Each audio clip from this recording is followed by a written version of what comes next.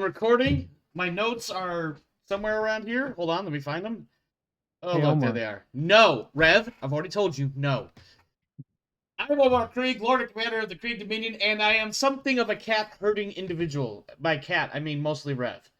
And by Meow. herding, I mean toleration. By toleration, I mean it's very difficult. It causes me to drink and increases a number of gray hairs on my head.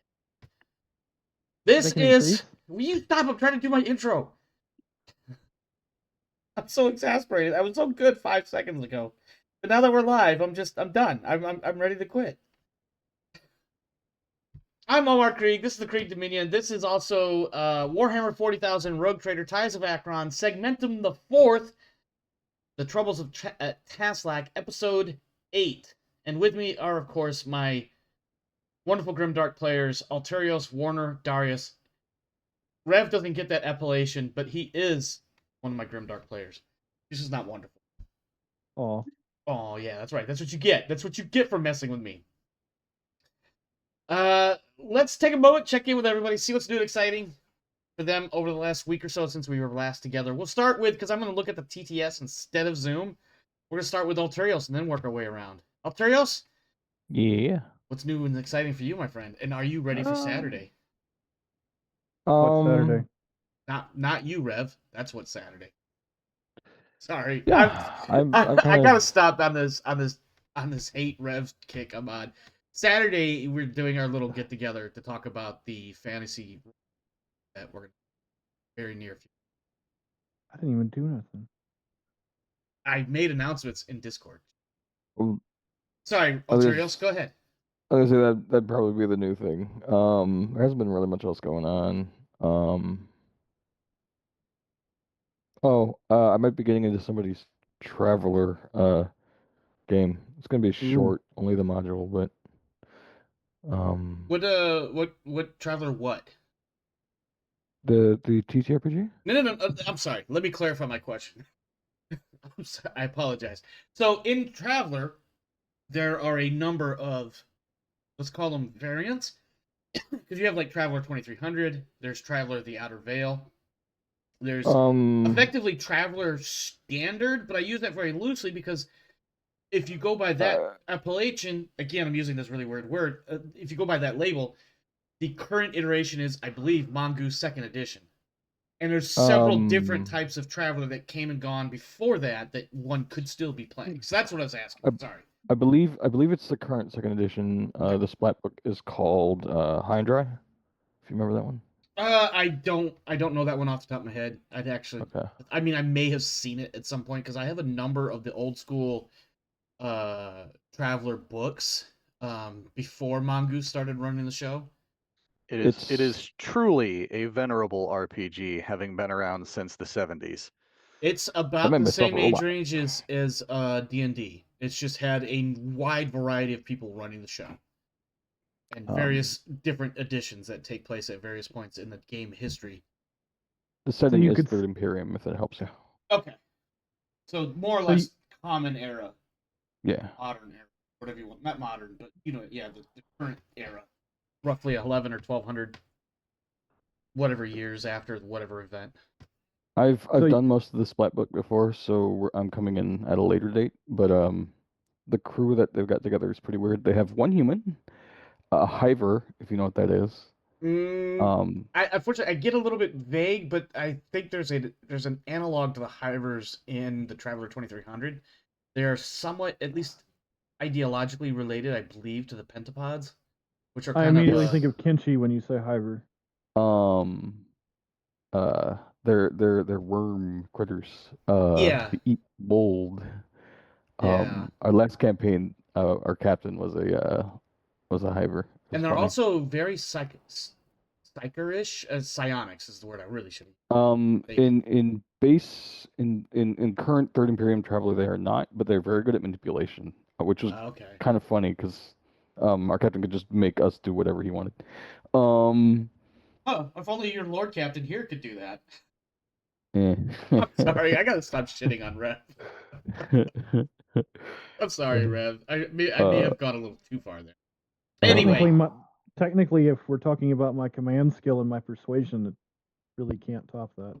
But I'm not forcing players in a narrative through No, those I skills. know. I just want to be snarky. It was funny because like his like administration skills were like 2, which is okay, but it's not gonna, Yeah, you know. it's not great. It probably should be slightly better for a captain, or So at he least just delegate. he just had our civil engineer do it because he had an administration of 5. There you go. Initially, when you said they're good at manipulating, I thought you meant like ability, like dexterity with fine tools. No, Not but really, because I they think can be they good at have. Don't that. they have like little pseudopod sort of appendages? Their appendages ends in like little clusters of tentacles, and they can manipulate that way. Which is why all the guns they use have to look like either like weird like balloons with nozzles on the end, or zip guns. Yeah, unfortunately, in my experience with Traveler, it's been more either 2300, which I ran a campaign. I shouldn't say aborted. We ended it kind of abruptly because frankly, I got tired of player changeover. Didn't feel like I trying have to a collection find. of the rulebooks if you'd want to like refresh on some of the newer stuff. Well, the thing is like once it's just it's similar in some ways. It's similar to D&D insofar as like its product line is that there's a lot of different things out there. Mhm. In that it's when one person says, "Oh, I've played Traveler," and you start talking to them, and you realize they played this Traveler. You talk to another person, and they played Traveler, but then they played a different type of Traveler altogether, and you're like, okay, well, there's a lot of like overlap that's not happening. Don't get me wrong, I'm Okay. not bashing Traveler at all. I actually really No, like Traveler. there's just a lot of additions, and because Yeah. it's such a long-lived game, a lot of people have different versions they've different played. experiences. Yeah, Yeah. absolutely. Traveler is between the Traveler, the Outer Veil, which was a short-lived setting. Fortunately, one of the main creators, I think. Oh. I don't know the whole story. Never looked into it. They just didn't publish a whole lot, but there's like a sort of mini campaign, and then a couple of other like standalone adventures set for this basically the sector that it takes place like tech level 11 or 12, I think, in human history, but it's not related to anything with like the Third Imperium or its history. It's a totally standalone product line, which is really good. I like it. I only recognize one Imperium. Yes, the Imperium of Mankind. Yes, we know. Speaking of Imperiums and only one and all the rest are just garbage, Rev Everett, buddy, what's new and exciting for you? I'm not garbage. I didn't say you were garbage. I may have implied that earlier. I did not say that you were. Oh. Okay. Ooh, man, I gotta turn my snark level down. I'm curious, where's that? No, keep... Where's that snarky mechadendrite setting? Where's that setting at? I stole it. Anyway, Rev, what do you got? What's new and exciting for you?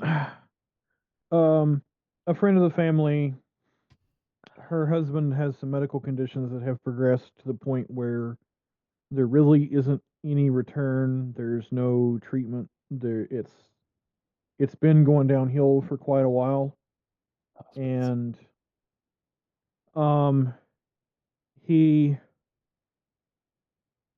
can make sort of grunts to the affirmative or negative, and she has some yes no buttons, so that's how they communicate at this point.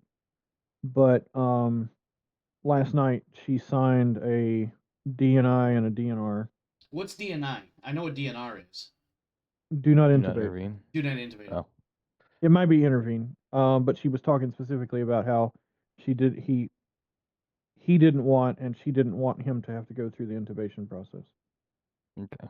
To Then be on a ventilator. DNR is do not resuscitate. Yeah, do not resuscitate. I knew that one because my grandfather, when he was getting ready, I shouldn't say when he was getting ready. That sounds horrible, but at some point he definitely initiated a DNI. Oh, I knew that. But the DNI, that one I didn't know. And I guess, yeah, like one of the first things they're going to do in an effort to resuscitate typically is to intubate, because obviously airway is the first thing in the ABC process. Do not turn into potato. Well, oxygen, as it turns out, is pretty darn important, as well as the 72% of nitrogen that our atmosphere is. But that nobody talks about that. So anyway, he's now on. He's been Unless placed they're on what talking about the bends, then they talk about nitrogen. Yeah, That they he's been do. placed on what they call comfort care, Yeah, which is Hospice. effectively. no. Well, hospice It's is more like out of what's the word? hospice is a wide range of care, Yeah. but this is more specifically making sure that he's comfortable. Yeah, this Um, is the home stretch here, unfortunately. Yep. It means that's what it sounds like, and I don't want to sound insensitive. No, I'm no, not trying to it's be, not. but it definitely sounds, home stretchy.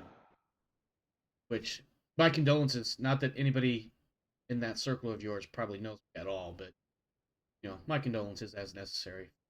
Yeah, It's a it's tough just time. it's where I've I spent a decent amount of time at the hospital today. So Well, I wish I could say something cool like best of luck, but I can only ask for a smooth transition. yep. Darius, going around the horn as it were on this virtual tabletop. You're next. What's new and exciting for you? Well, I just came from playing some BattleTech. Yeah, did you find players that were better than or worse than me? Careful how Better. you answer that question, sir. Considering we were playing missions at a co-op level. Okay, all right. They were worse than, right? No. I really got to stop. No, they were competent. I mean, wow, The wow. level of First snark. off, not only is competent a very vague answer to get one off the hook without throwing people under the bus, but also I have just now been compared to being less than competent, which is fine. Yes. Perhaps. Oh, perhaps yet again a non-committal answer. That's one of those when you give somebody an A/B close, they're like C.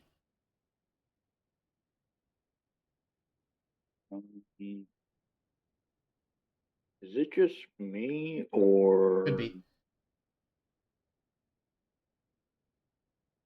Oh, I've got that set the wrong way. There we go. Okay. Well, hopefully whatever it was is fixed. What are you guys doing in your BattleTech game? What's the? Are you guys just doing like random missions or whatever, or you guys actually got like a focused, cohesive goal sort of thing? It was a scenario. Okay. There were objectives. We had to protect a couple buildings. Very BattleTech-y. Yep. Either destroy those things or keep them from being destroyed. That's usually how that goes. Yeah. Which, don't get me wrong, that's a great way to play. Warner, we've made it around to you, sir. What's new and exciting for you, oh lover of swords? Well, this has been one hell of a week for me thus far. Oh dear. I got a notification from the Department of Employment Services that I was being audited because I've been receiving severance. They were like, "Did you go back to work for your previous employer and didn't tell us about it?" Oh wow. Like, no, I've been receiving severance. That's a different thing. Yeah. And in trying to get that worked out on Tuesday, I missed my certification for the unemployment services, and so that was fun. Oh. Today I talked to them about that, and they were, "Oh yeah, it's not a problem. It happens. Your makeup day is Thursday. Just don't Don't be late. Don't miss yeah, it. just don't let it go for a full 2 weeks without certifying, Okay. because then there's almost no way to get the benefits again." Right. So what Uh, is the certification process, or what does that it's entail? you answer a bunch of questions. It says, "No, nobody in my family has been born. Nobody is no longer my dependent. Um, no, I'm not working. No, I'm not getting paid by an employer, blah, blah, blah." Gotcha. Just to basically validate your current situation and what Yes. has or has not changed. Yep. Okay. Not unlike what I was going through with when I was doing my medical paid leave from the state. I was in recovery from when I had my neck surgery. I almost said years ago, months ago. And of course, the difference there was, in my case, it was literally just a few questions. Basically, as long as they were all either yes or no. Then I was like, okay, well, here's your $1,000 for the week. I'm like, thanks. Yay, money. I can pay my bills. Thanks. I really appreciate that. So That's do my bill rather collectors. important.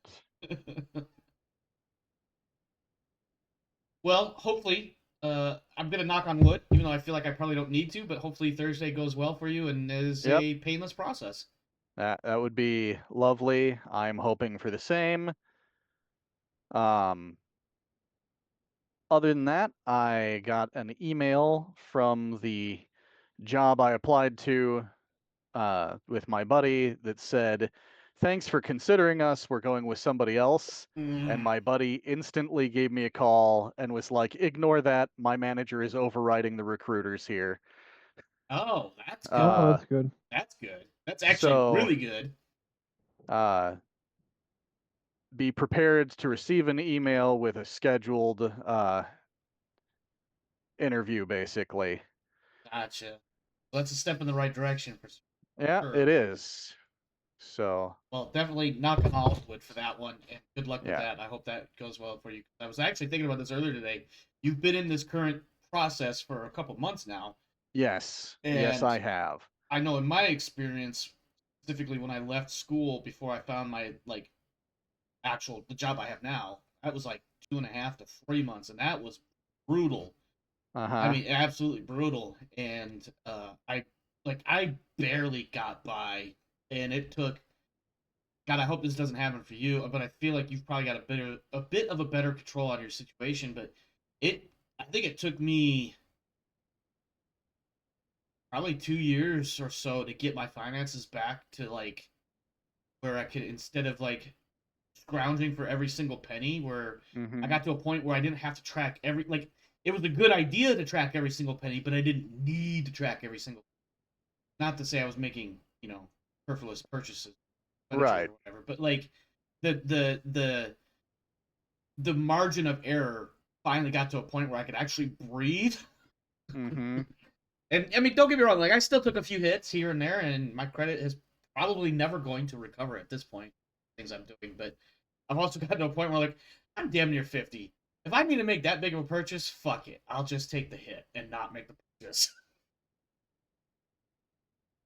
So, well, anyway, but yeah, like hopefully. So yeah, it's been a week. Yeah, it sounds like it, and I hope all continues to go well, and whatever transitions you have to make are smooth and painless, and eventually we get you out of this situation and into a better one. Yep, that would be hopeful. That'd be stupendous, I'm sure. Mm-hmm. Well, I don't really have a whole lot new and exciting to report myself. I will say, as I did mention it briefly a moment ago, we are on Saturday having a little get-together with a handful of my players from do a Warhammer Fantasy, effectively a Session 0. I don't know if I want to call it exactly a Session 0 just yet, but in theory, we could potentially even start creating characters that, who knows. We have that.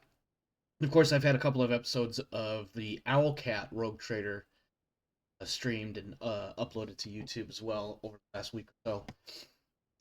And I'm potentially looking at something different for tomorrow night. I haven't made up my mind what exactly I'm going to do for streaming, but just stick around. Maybe show up and see what I'm doing, because who knows? Maybe listen, not for nothing, I could come home from work tomorrow and be like, yeah, I ain't doing shit. I'm going to bed.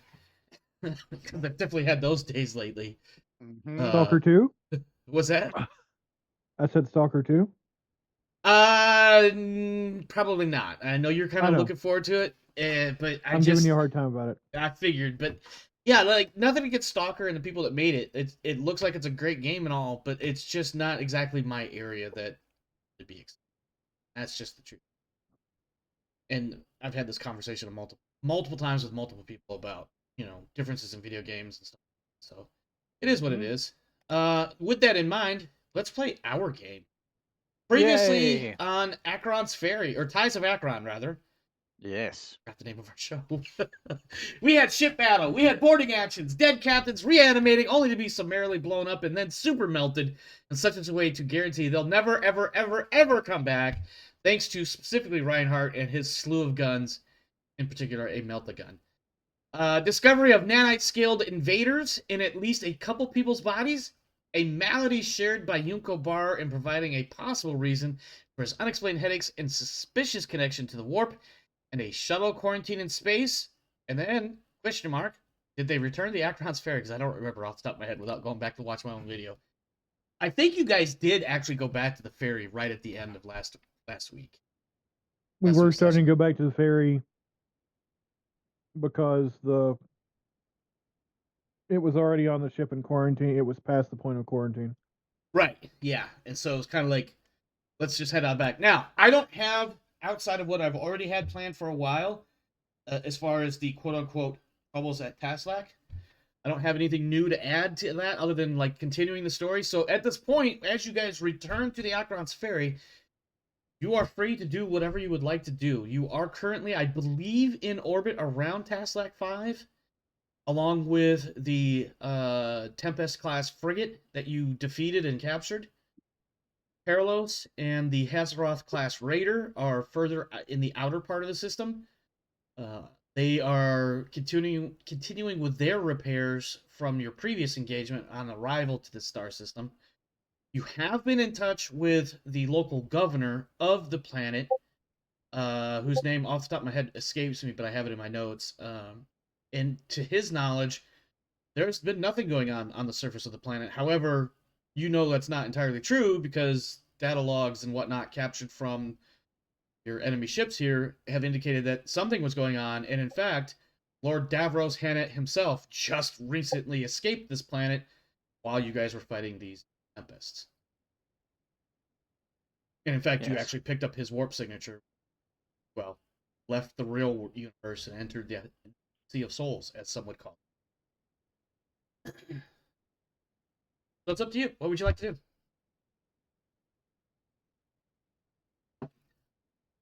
Well, I'm surprised he didn't have to travel for quite some time before he entered the outer edges of the solar system to be able to warp out. But I think we did a little bit of a time jump, like of a few days, and that was where he did his whole escape thing. okay.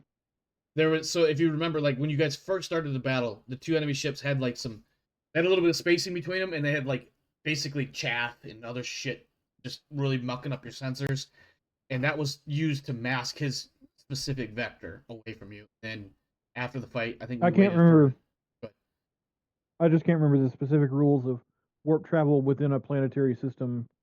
yeah, even the book, it says that typically you travel for usually a few weeks or something like that from the planet to the outer edge of the system, but it doesn't give any like hard timelines. I've always been kind of going with like, a couple weeks, whatever.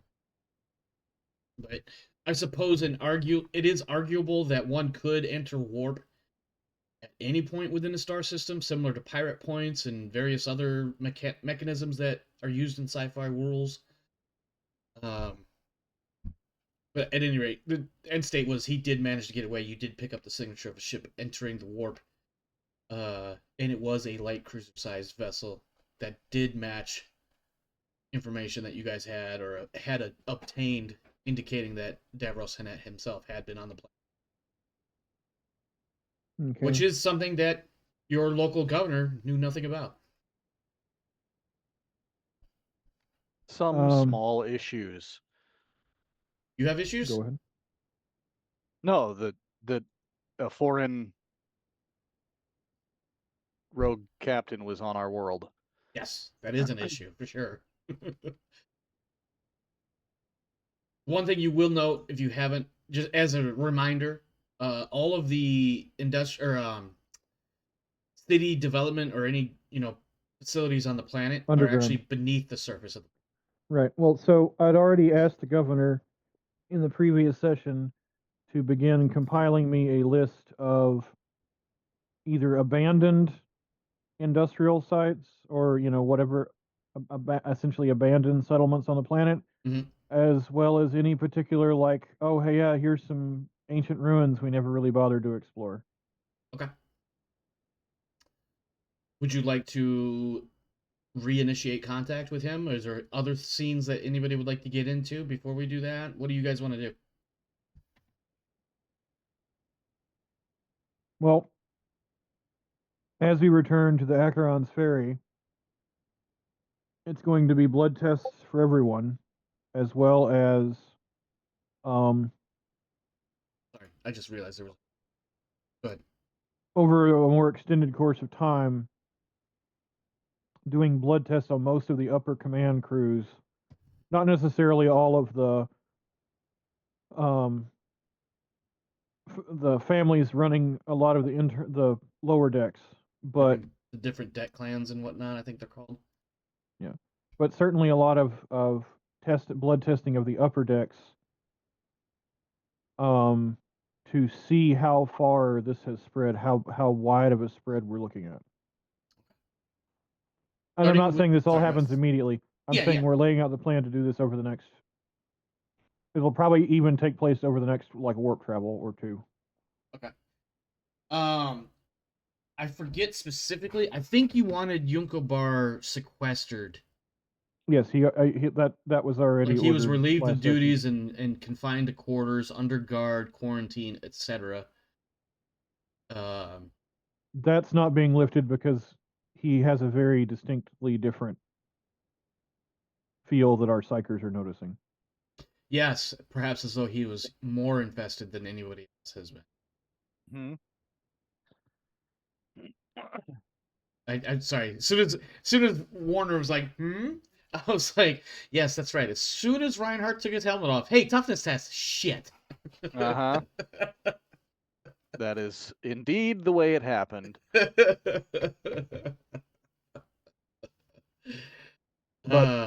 Okay. Anything else you guys want to get into? So that's just basic, like fairly quick meeting, like start arranging and planning this. Yep. And then you have a high fact totem. I don't think we actually named him at any point. If we did, I don't recall. But he kind of steps up a little bit as your pseudo acting seneschal starts coordinating some of these different things with the chirurgeon, start testing people, figuring things. And then obviously I would imagine Alterios. I think what happens is the chirurgeon kind of looks at Icarus and it's like, I'm not touching your tech crew because I know better. Maybe it would be best if you handled the inspection of your tech priesthood. You know, your sons of Mars or whatever it is you guys call yourselves. He's being far more polite about it than I am.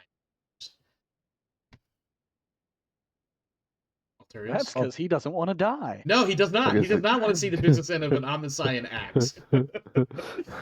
Turn you into serpent. Yeah, exactly. He likes to believe that when he dies, his body will just simply be destroyed and not repurposed. I will turn you into a serpent skull and name you Jeff. Name you Jeff. No, we already have a Jeff on the crew. Our big ogre chef. Yeah. Okay, this one could be Jeff the Not Chef. Jeff the Not Chef. Is there a role I should be making for that? No. just RP. I guess the bigger question is, do you guys want to go into seeing who all has and has not affected, as it were? Well, I don't expect that to happen immediately because the test did take some time. Sure. But for now, I am contacting the governor of Taslak to see if he started working on a list of sites. Sure. That either have connection to, like, particularly older abandoned cities or abandoned cities where something might have been discovered and then like, oh yeah, they came across some ancient ruins in there when they were digging and then the settlement was later abandoned. Well, so would you like to have that conversation now, and we can assume your crew is doing whatever they need to do, prep these blood tests and whatnot? Yeah. Background. Okay. That's why I did it that way. Sure. Let me pull his name up because I feel like it. At this point, I suppose we should say his name. Let me see where. Patros Danner. Yes. Why did you roll 100? Don't worry about that. I took that 100 away from you. Okay. Just look at it that way. That's all you need to know. Yeah, so you get a hold of Patros Danner, who is the governor. At this point, because you are indeed in orbit over the planet, you're able to pick up, or connect with an actual like live feed.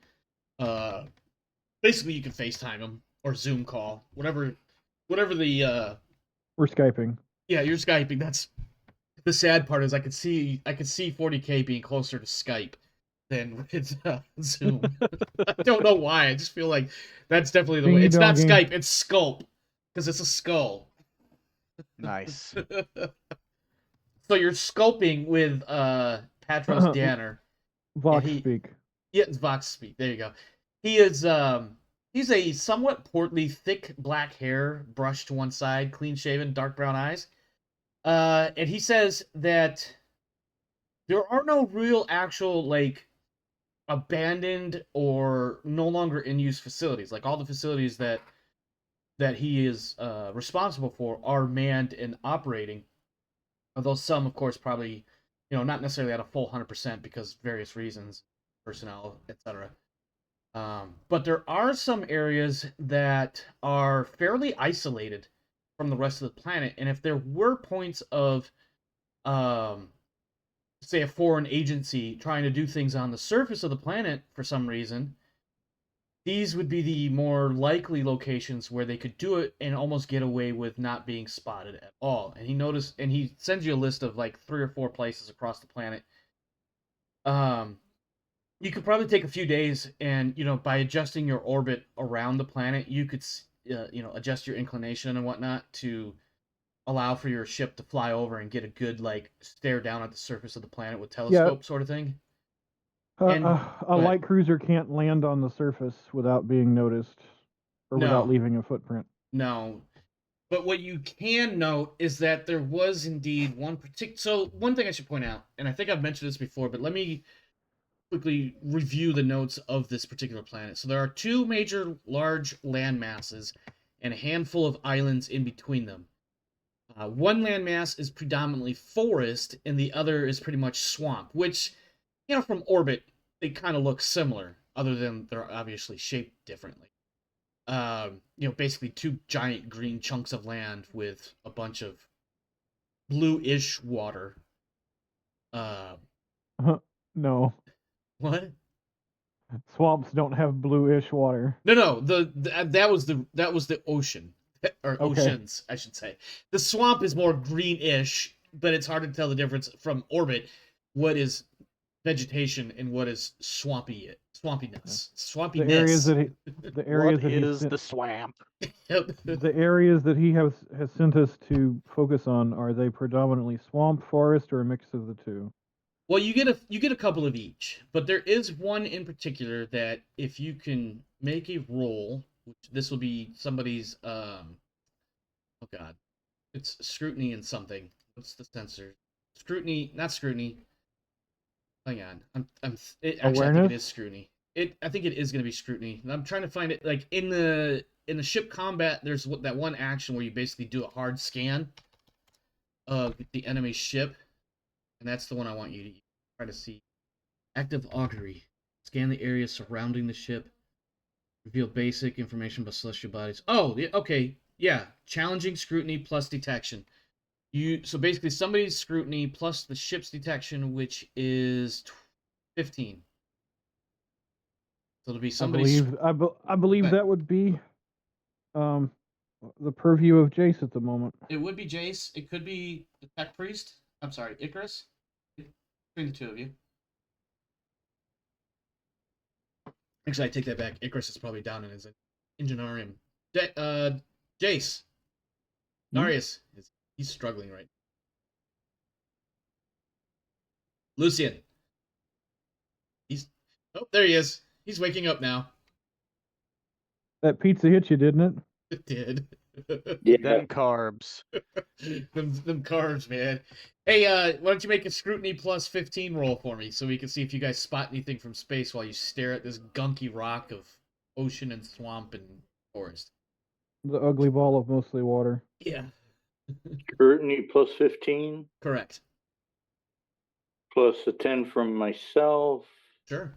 And base perception is 56. 56 and 25 is 76, 81 is what I'm coming up with. So really quick off the top of my head math. 5 degrees of 38. success. Okay, yeah, it's obvious. So what you see, it takes you probably a day or two to get the right inclination over this planet to get the ship to cross over this area.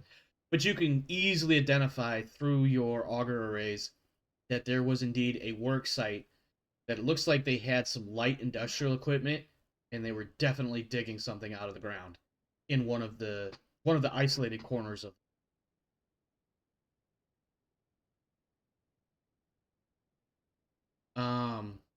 You also note it's not easy to identify. Sorry, I'm trying to find my specific note.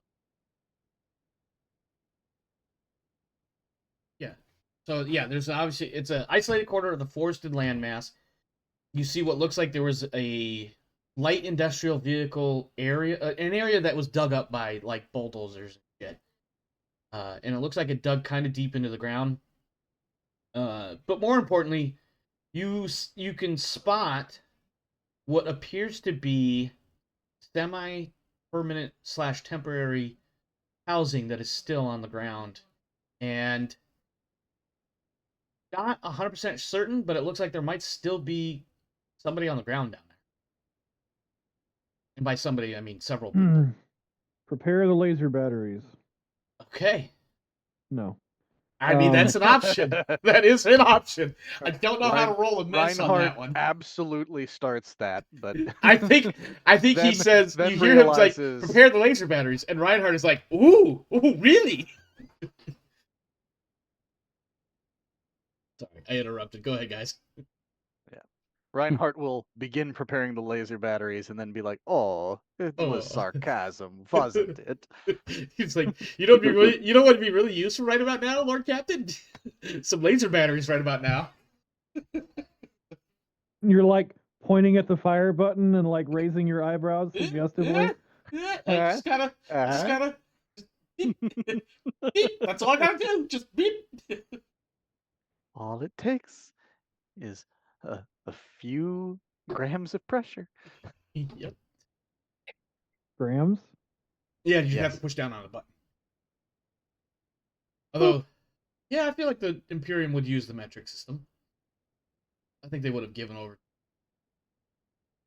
Anyway, what do you want to do? I feel like they would use the Imperial system.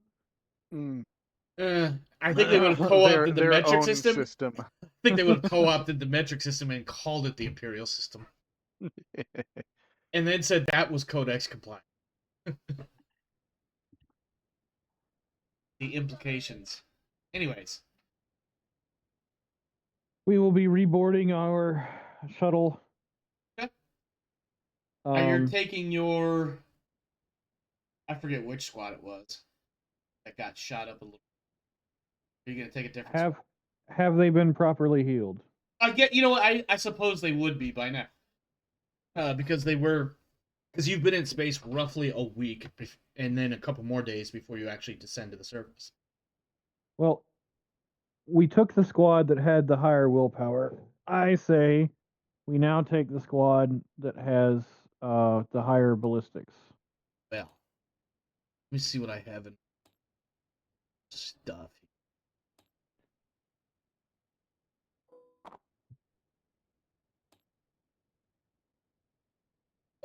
Let's see, what do we got here? So, Alpha Which would be squad, it would 40. be squad. It would be the squad creep.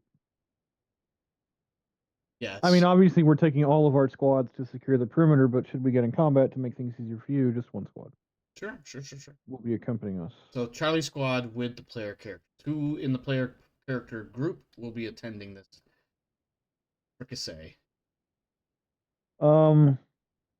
Obviously, Given the relevant nature of the mission, is my navigator from House Mercator interested in visiting the planet's surface for a potential location of where an artifact is or was? Oh, when you mention artifact, she simply raises one of her 3 eyebrows. I don't know if she actually has 3 eyebrows. She definitely has. The third eye typically does not have an eyebrow. Shame Yeah, on you. I know, and it's covered anyway. But she definitely raises an eyebrow. Says, "Would you have a void suit for me?" Which, That of would. course, I'm sure the answer would be yes. Well, I Yes, feel like you can call out my previous void suit. well, Oh, the one that's been infested. Oh, sorry, that was a What? joke. Nope, no, nope. the one he That was a started with a joke. void suit and then he bought a better void suit. Oh, Yeah. gotcha. Okay. But I was going to say, logically speaking, a high-ranking member of House Mercator She who probably has has them all. who has unusual mutations would have her own custom void suit. Yeah, she probably does. Suit. It would be just a standard void suit. It's nothing special. So probably like minimal. So I've got Reinhardt and the Lord Captain. I imagine Jace and Icarus will also be participating in this because you guys are player characters. What about Winter? You want to bring Winter with you? Yeah, why not? All right. And just because he's on the board at the moment, do you want to bring Jeff the Chef?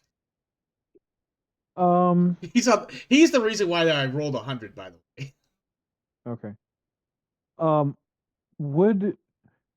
Is the planet known for having culinary ingredients that would interest Jeff the chef? No, I think in his stupid little peanut-sized brain, I'm sorry, Ogren-sized brain. Well, actually, they're probably about the same.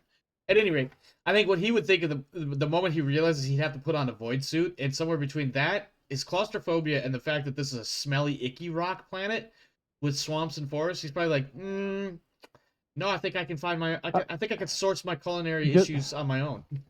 Just for future reference, I think we need to discuss Jeff the chef because you keep talking about his small brain, but in order to actually have the mental capabilities to be a chef that a rogue trader would employ, he has to at least be a bonehead. Sure. They're slightly smarter than the average. Sure. I'm not They gonna have a argue that. computer. They have a computer slapped into the side of their face. That's oh my god, that would be hilarious if he had it in the back of his skull and his little chef's hat is what covers it up. I think that's what your Dark Tide, what your Ogren is. Yeah, the Ogrins and Dark Tide are boneheads. Okay. Yeah, the ones that are counting on their fingers trying to see if they still have the same numbers in their head. Yep. I'm sorry. In the Dark Tide loading screens, that's one of my favoriteest animations. Is the Ogre sitting there counting his fingers. At any rate, okay. Jeff is, unless you make him go, he is happy to stay aboard the ship where he does not have to wear a void suit. I am not going to make Jeff the chef go to a planet. All right, and deal with his claustrophobia through a spacesuit. Yeah. Let me see. I don't have a good map, so I think we'll just find a map. Let's see.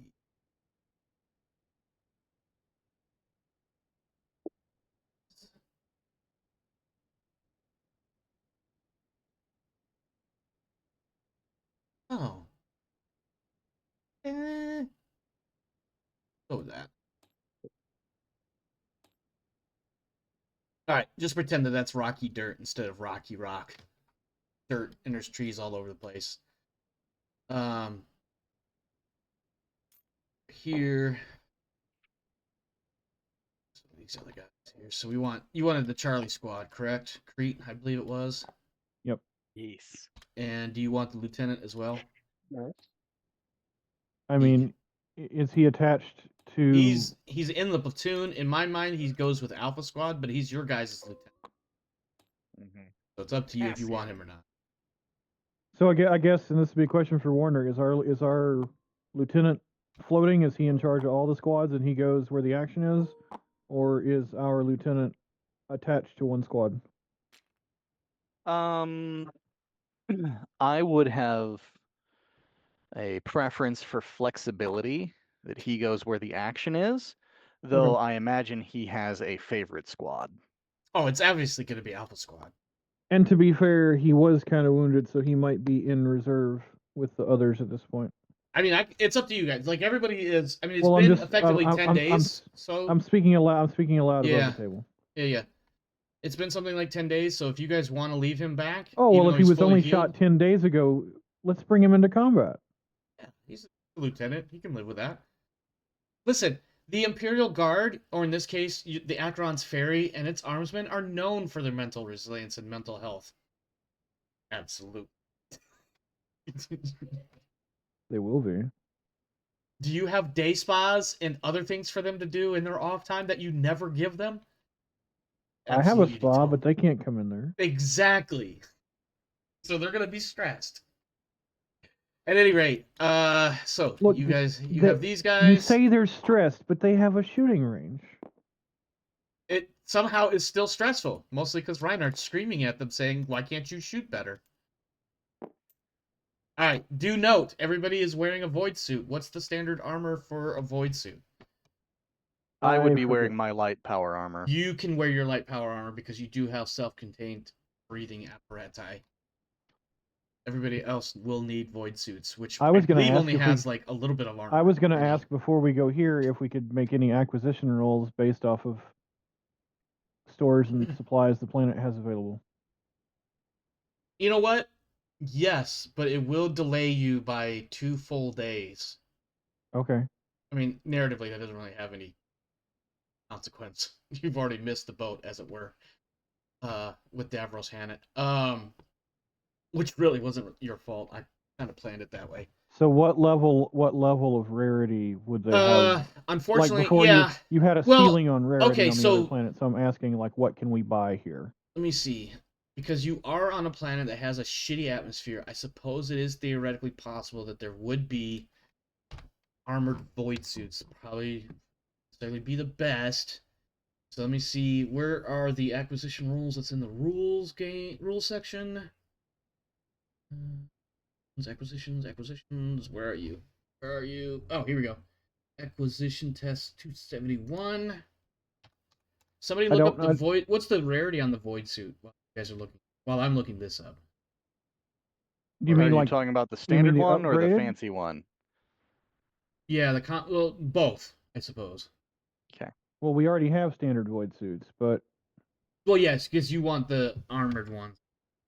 the Well, only one that'd that's be- remotely armored is Selenite, and that's Yeah. Is that under gear or Gear. Yep.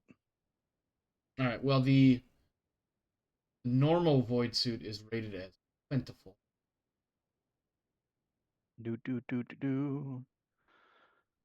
Selenite pattern. Void suit. Scarce. Okay. Availability scarce. So we're gonna make it. Actually, scarce isn't bad. That's a Nope. +0. Scarce is not bad.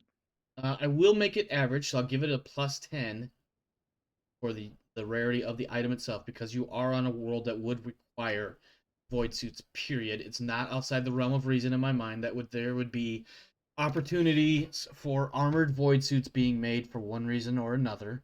Specifically, the local security forces might have some laying around. They won't be. Now, I will say this: they won't be any better than Common Craft or whatever Common Craft quality is. which book is the Selenite power suit? Because I was just looking, I see a Rockhound suit, void suit in the Into the Storm. Oh, I hadn't checked that. What's interesting though is it doesn't say anything about armor on that suit. On the Selenite? No, on the Rockhound. What page is that Rockhound on? It is on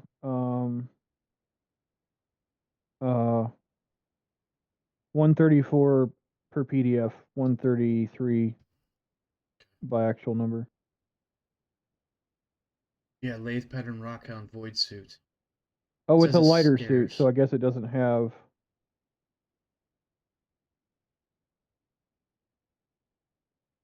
It is also scarce.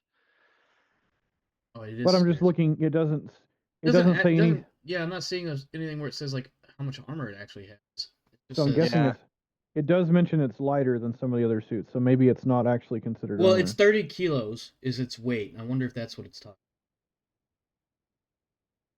Oh, wait. Hold on. The other descriptions of the other void suits mention their armor. Are those in the core In the book core of- rule book. Yes, page the are they other on? ones are in the. They are on page 141 of the PDF, page number wise, not 142 PDF most likely. page. Yeah. Survival suit, Sinskin, void suit, and void suit selenite. Provides 3 armor to the body, arms, and legs, and 4 to the head. 4 to the head with the selenite. Mm-hmm. Correct. The void suit, standard void suit, just doesn't have armor. I understand. I could be wrong on that. I think you're correct. The bulk does give -10 penalty on agility tests, however. And that's what the Rockhound deals Doesn't with. have. Says I can live with that ruling. So the Rockhound would have the same armor values. It just doesn't have that -10 agility. Somebody has a better understanding. it says the And it suit can fly. applies a -5 penalty to the agility characteristic, and microjets grant the user Fly 3 trait in low or 0 gravity. Ah, yes, that makes sense. Okay. And they're both scarce, so whichever ones you want to go with. I mean, if they're both scarce, I would shoot for the lathe pattern Rockhound. Personally. Yeah. So they're more useful in space, but the selenite is going to be. Well, the thing I'm looking at, if they have the same armor values, that agility penalty difference between the two. Well, neither Well, does the Rockhound doesn't say it has any armor. So here's what I'm saying. That's fair. The Void suit and the Rockhound suit don't say anything about armor, so I'm assuming they don't have armor. That's I'm a thinking fair the point. So I think because otherwise the selenite wouldn't even make sense to use. So I think it has to have I think the armor is its. Yeah, the selenite would be the one to go with, and then just have to take that -10 penalty, dodging or anything. Well, I just got a +20 to my dodge, so. Sure. The selenite pattern Oh, also has impeller units that allow movement in 0 or reduced gravity at a movement of 6, but they are not powerful enough to use in normal gravity, and they don't count as flight. Huh. Whereas the Rockhound one counts as flight. Well, on the one hand, this planet has regular levels of gravity. I'm gonna double check that with my. Pretty sure.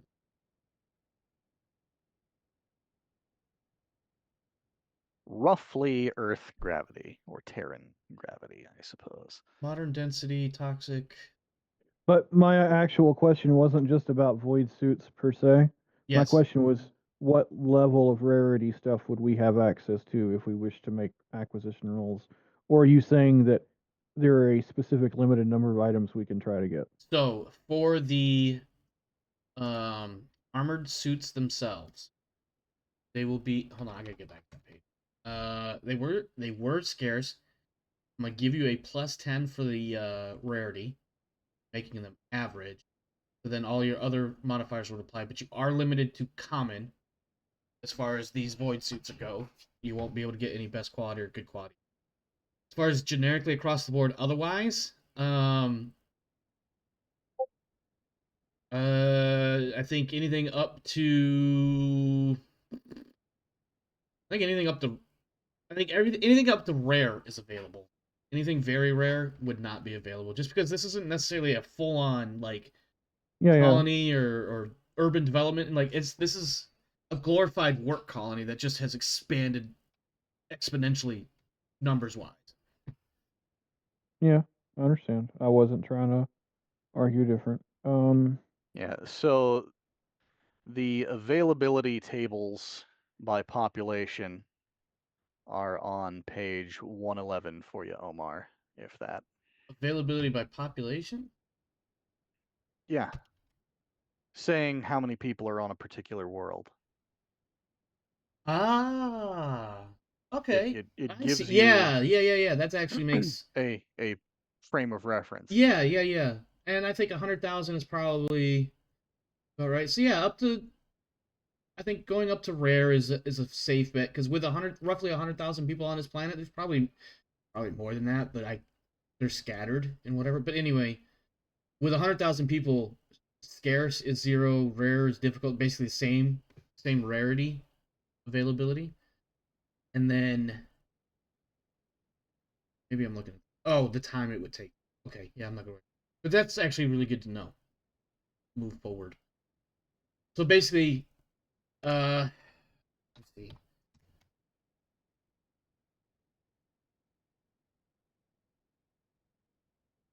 Generally, anything up to rare and lower is available. Quantity wise, anything more than about a company's worth is not going to be very easy.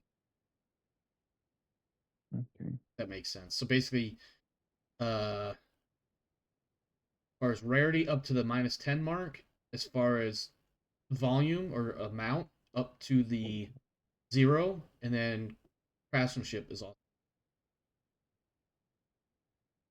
That makes sense if you think about it in a tri-axis sort of way.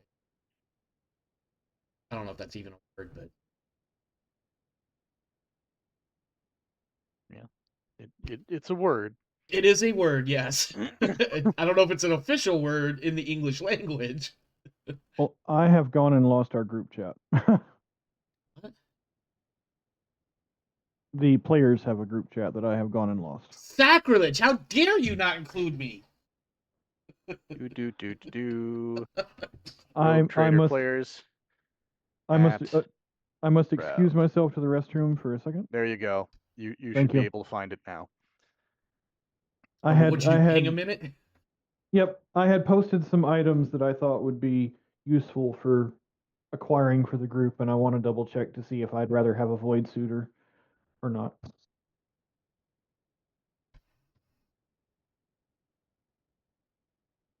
You know what I can do?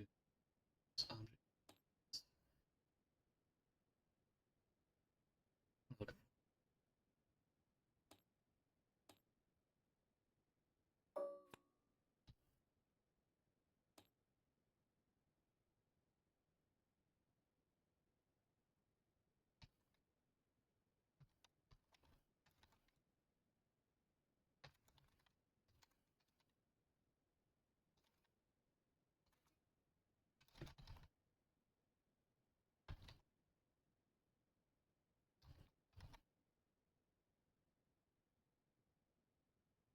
I just put this on the table just as a visual, as a reminder about those. What is it, selenite? I didn't look at the spelling of that, so I didn't bother to write it down. But basically, the armored void suit. SEL SEL ENIT. ENITE. Selenite. Alrighty. I don't know why the group chat wasn't showing up for me earlier. But it is now. Yep.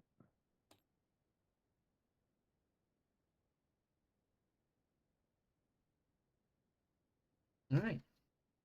What, pray tell, would you guys like to make your first roll on? You have a profit factor of 60 at the moment. You can go up to -10 on your rarity and 0 for mount, 0 for craftsmanship. So I feel like whatever you're looking for, you'll probably be able to get it for the most part. So if we're making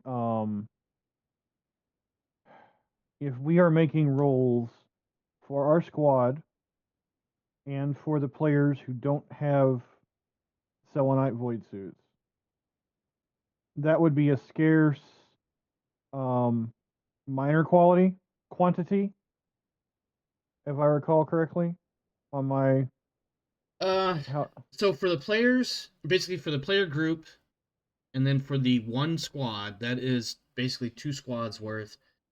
What's the quantity? So that's gonna be. You can basically call it as a platoon size element, so it'd be a +10, and then it's a scarce. I bumped it to average in this particular case, so that's another plus 10 for a total of plus 20. So basically, you're rolling against an 80. You get enough void suits for the player characters on the board and one squad of your armsmen have armor. Yeah. So does anybody want to use their? There's I'll something do else I that. want to buy for the squad. Yep. I'll use mine for the void suits. Cool. Let I me would go want ahead. my folks to be armored up. Anastasia will, assuming you pass this roll that you 80 on, Anastasia's already preparing her thing. Yeah, there you go. A 3. Damn it. Why couldn't I have rolled that on like something unique? Yeah, you like did. when You did roll that on your stupid power armor that I couldn't get. Well, the power armor I failed 2 times to acquire before I finally I don't want to got hear it. about it. I don't want to hear about it. So these guys all have the void suits. All player characters in the group. I almost want to ask, but I'm not going to. I almost want to ask. Does that include Jeff the chef? He's not here with us. No, that's He fair. He's does up on the not ship. have that would be You just look custom around and void like suit. it's like we don't make an armored void suit that big. Sorry, Lord. So best crafted stuff is not available on this planet. Correct. You only get common craft. Okay, so a couple of things that we'd want are out. So I'm gonna, for everybody else who wants to make rolls, I'm gonna throw out. So basically myself and those who didn't, we all have selenite. Hey, great. So, the first thing I'm gonna roll for is I'm gonna get toxic shot at standard quality or quantity, which means it's enough for all of our squads and ourselves. Basically, it's as much toxic shot as we ever want to use. Okay. What kind of weapon? That's ammo, obviously. Yep. Okay. For ballistic weapons, I imagine. Yeah, it fit. Ironically, toxic shot fits pretty much anything that fires any kind of ammunition. Other than a laser. Obviously not lasers, plasma, melta. Well, I said not that fires flamers, and yes. ammunition as opposed to a charge. projected. What energy about stream. bolters? Bolters. That's a different animal, somewhat, but I digress. Go ahead and make your roll. You're rolling a 60, I think. I'm rolling a 60, but I am gonna spend one of my. I'm gonna make it a 70. Your fate point. Okay.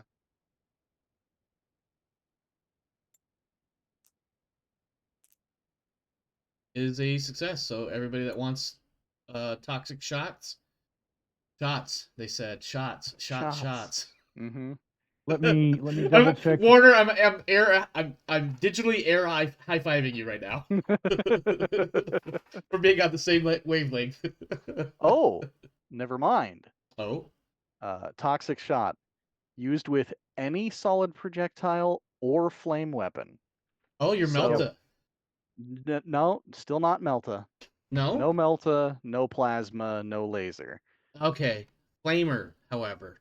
But flamers, you can apparently have Because you toxic can put flames. it into the burning agent that is expelled and lit onto fire so that in the burning flames there is a I think spray instead of of... a flamer, you basically just get a toxic thrower, or like a I'm not chemical sure one. how that would work, like, practically, like, in practicality terms, because The you're weapon already getting gains the burnt the fuck toxic up. special quality. If the weapon ever jams, the wielder takes 1d5 damage, ignoring armor and toughness. Oof. That sucks. But also, Yeah. as you're being burnt to death, here, have poisonous gas. That's how I'm reading that. But the toxic special quality says anyone that takes damage from a toxic weapon after reduction for armor and toughness bonus must make a toughness test with a -5 penalty for every point of damage taken. Ooh. Success indicates there is no further effect. Failure deals an immediate 1d10 points of impact damage to the target with no reduction for armor or toughness. Oh my god. Impact damage? That's what it says. I suppose there's no other way to apply. I breathed toxic fumes while I got shot. Or they coated their bullets with feces and now it's in my internal systems. But yes, so you could flamer somebody and have them fail their roll and Remind me where take. that is in the book, because I was trying to give you that info and I went to the wrong place. The toxic quality is the standard book on page 117 or 118. I wasn't looking for the toxic quality. I was looking for the toxic shot description. The toxic shot description is on Into the Storm, page 128, 129, split between the two. Well, that would explain why I couldn't find it, as I was looking in the wrong book. Yes. Don't do that. And the reason that I initially didn't notice toxic shot as something that would be amazing for our weapons is because, in fact, it is split between 2 pages. Ah. Typography. Get you every time. Any other acquisition rolls being made as Darius Papyrus. struggles to stay awake? Um, No, I've got a tooth problem. Oh, Ooh. my bad. Sorry about that. So we Less do have than a couple ideal other. also. Yes, we do it have is. a couple other things that meet the recommendations. If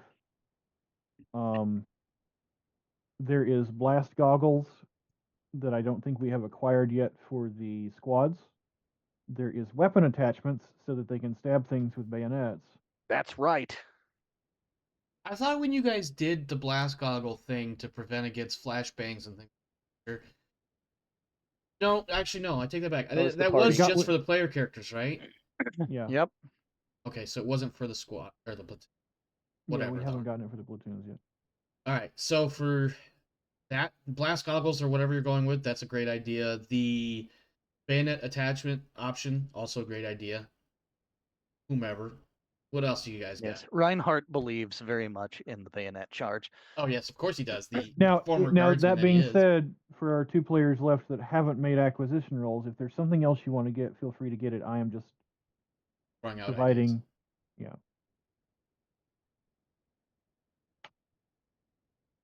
it'd be I guess- really funny if we got enough grenade launchers to equip an entire squad. You know, that's something that could be thrown into the mix too, is just standard crate of ye old grenades or crack grenades or a mix therein, because you guys That's have true. wanted that in the past. Grenades In particular, are your good. GM has actually thrown grenades at you. They all bounced away from us, I think. That's Well, not actually, important, somebody- Alterios. Why do you got to bring that up? I was gonna say somebody. I think Alpha Captain or Alpha Lieutenant took a bit of frag, but No. At any rate, Um, I do remember frag grenades were thrown by the GM's people, and their accuracy is not important right now. I mean, if we get enough for the entire squad, we could just have the squad volley throw fucking frags, and that'd be fucking. That would be wild. That would be wild. Frag grenades are common. So that's gonna be a 0 right off the bat. Oh, that's a plus 20. I'm sorry. They That's they come out 80. of the Imperium like fucking. Oh, I mean, you've got 20 just for rarity, and then you've got for a platoon's worth, that's another 10. So that's actually a 90 right there. And you don't need to worry about quality of grenade. So for frags, you're looking at 90s. For cracks, you're looking at 80. No, actually goes the other way. So yeah, I think you're back down to 60 for looking for cracks if you want crack grenade. So with crack, I'm not familiar with the rules as written on some of the different grenades. With crack grenades compared to frags, are there any downsides? So Downside, I crack don't grenades think don't so. have any blast, so Yeah. they will only damage what you throw it at if Yep. it lands on it. Yes.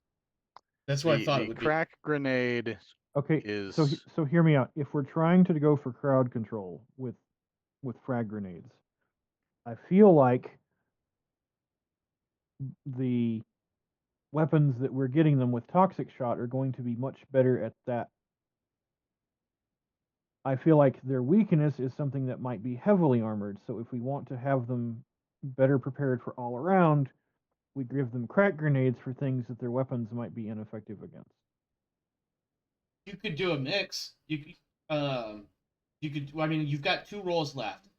You may be using us all on grenades right now, but doing 1 roll for crack and 1 roll for frags. And then what you do now is you have enough for every person in your squad, platoon, whatever, they will always have 1 and 1, or just the 1 grenade if you go with a 1. Well, right. There Well, are also howler grenades in Into the Storm. Blast 3 shocking. Ooh, zap zap, motherfucker, get stunned. Yeah. Eat that. There are Inferno grenades, which I shouldn't have to explain. Willie Pete, anybody? There are scatter round grenades. Well, that just sounds like a shotgun, like multiple angles shotgun. Anyway, I'm sorry. Don't listen to me. Don't listen. But yeah, we there have, are a variety of grenades in both books. yeah, we haven't Yeah. even mentioned Bloodfire. But I was All right, saying House between Targaryen, calm down. I feel like getting frag grenades for our troops, given what they can already do with the equipment that we have for them, is a bit redundant. We've seen how one of them with a high roll on shooting can take out several adjacent characters already. Or a low roll, as the case may be. That's what I A meant. good roll. So I still think the top they all already should have basic bayonets. Giving them the ability to use those bayonets without putting their weapon away, and being able to potentially they can parry with their bayonets, can they not? Yes, technically you can parry with a bayonet. You can't parry with a rifle. There's no... Typically? Not without a trade or something? So, if you're using a melee weapon, which a rifle does not count as unless it has the melee attachment. Yeah, that sounds right. So you can parry using a melee weapon. Now, most swords have a trait called balanced that gives them benefits to parry. Yeah, it's plus 10 A to your parry attempt. A fixed bayonet does not have that because it turns your gun into effectively a spear, which does not have that quality. Right, but we're not able to get the swords that we had discussed under the restrictions of the planet. So, right. Half measures in this case. Yes.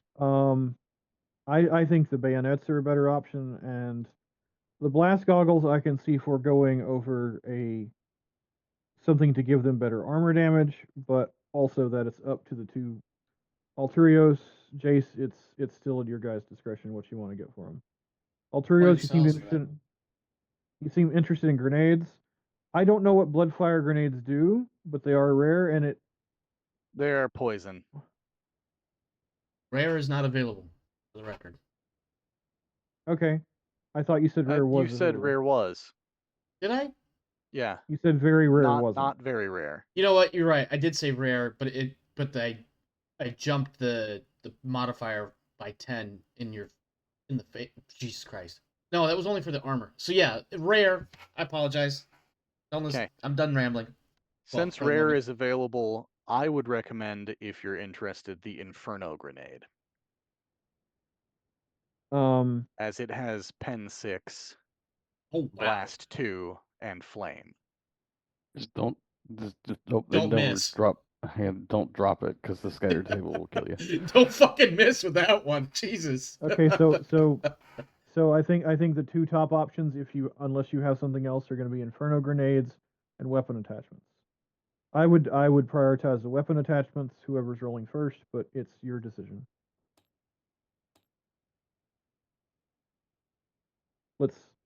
We have taken quite a bit for thinking about bayonets, blast goggles, grenades. What else?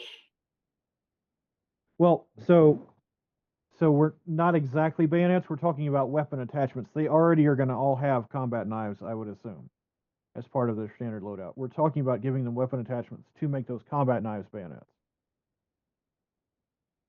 Okay. And a weapon attachment at plentiful and standard quantity is super easy roll at 90. So it's Right.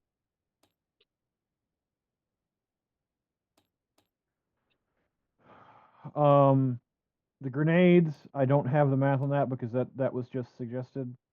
Frag grenade is 90. I would not. I would advise something over frag. Yeah. The what'd you call it? The Bloodfire one or the Inferno? So rares are gonna be. Let me look at the Rare pure will sheet. make it 50. Going for a platoon makes it 60. I'm not sure about the Bloodfire one. They don't have any. They don't have any. If I said Bloodfire, I meant Inferno. I said wait. I said Bloodfire, and then I actually was thinking you guys did say Inferno, which was the 10-6 blast Fire. 2, Yes. and then probably agility test to prevent being caught on fire, some bullshit like that. If it's As the rare, flame. you're looking at a 60 for a platoon's number of grenades. Or melta bombs, I think. Can we get melta bombs? That'd be so funny. That would be catastrophic if you miss. I don't believe melta-bombs are grenades. Crack think they are grenades are basically melta bombs, as I They're understand it. tiny. They're like tiny I might versions be, of. I might be thinking of Death Watch. I'm sorry. That's fine. I could see a melta bomb being attached to the hip of a Death Watch Marine. I could be very wrong, but I could swear that crack grenades are basically a micro melta charge. Concentrated explosive, not melta. All right, what are we rolling here? Kind of dawdling a little bit here. Yeah. So Alturios or Jace, who's rolling first? Go ahead, Alturius. We want to get those bayonets first, though, right? Unless Yeah, you, at unless, very least unless, turns their unless, weapon. Sorry, go ahead. unless you want to get the grenades. It's already rolled. 38. What was the deals for the weapon attachments? Anything It under was a 90. 90. Let Yeah. me hold on. Check on something. The biggest thing is just going to be that rarity. The platoon's worth is going to be plus 10. By the way, at a standard quality, that means that all of us get them. So if any of you want to now attach a melee weapon that you have, Also, mono as a thing is only scarce. So you could put Mono bayonets. together with the weapon attachment as a mixed thing and still get it. Mono bayonets? That's fucking scary. so we could buy mono so You could buy I did- mono bayonets, just not mono sword bayonets. That swords would be a bit much. That turns your weapon definitely into the unwieldy part. Well, it turns it into a glaive, but Yeah, basically. essentially you can do it. it turns into glaive, and it is absolutely doable in the rules. Yes, Sure. It's absolutely going to have unwieldy or unbalanced or something on it. It does not. that's fine.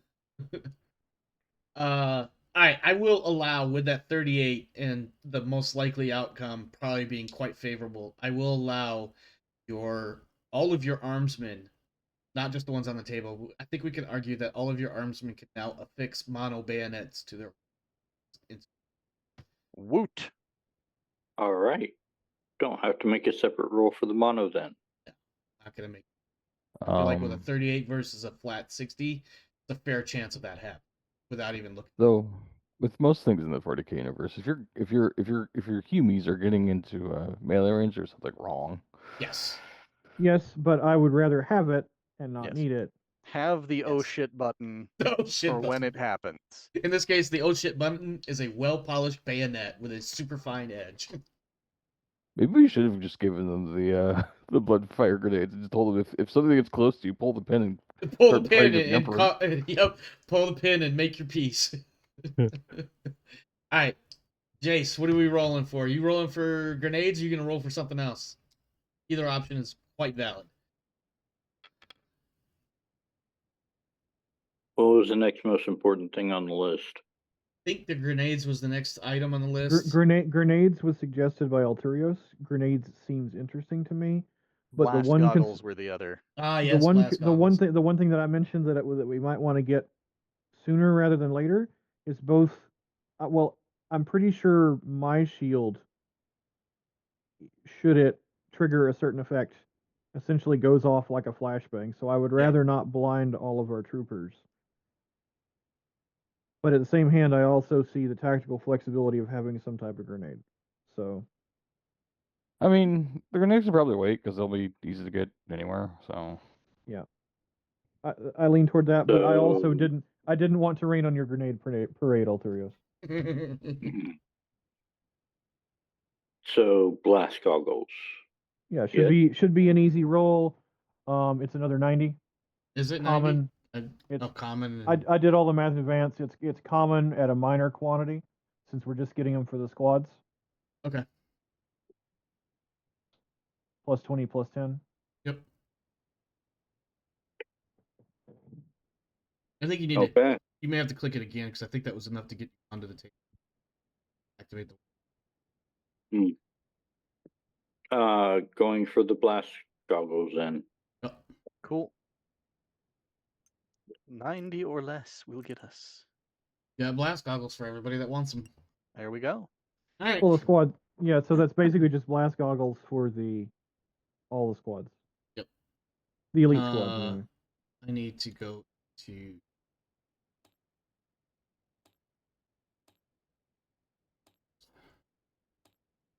And they will be bringing toxic shot onto the planet, and not tracer rounds. So I need to get rid of the tracer rounds that I just added like a week ago. You do. Rev.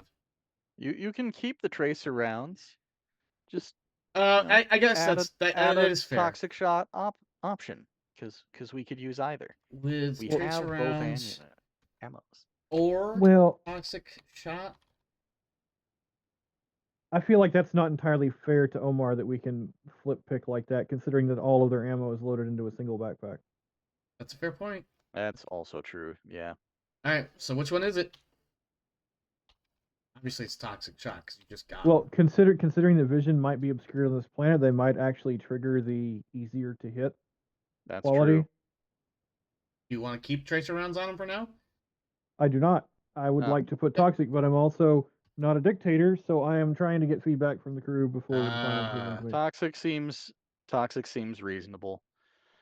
I think that as I long would as go we with toxic. decide which round we're using before we deploy. I think that's a better way to go. So that way, Yeah, that's what I was advocating. Yeah. Yeah. So just to clarify, so I can update the models that we're going to be using. These guys have toxic shot, correct? They do. Okay. Yep. And they also have blast goggles. Gotta put that. And selenite pattern void suits. Well, that one I have the card for. Yay! What am I trying to write? Blast goggle. The goggles. They do nothing. Not the bees.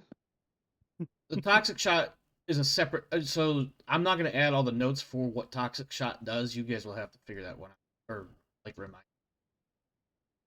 I'll grab Oh. the toxic quality. Now, anybody else who doesn't have like if somebody is using any kind of projectile weapon, you can throw toxic on it.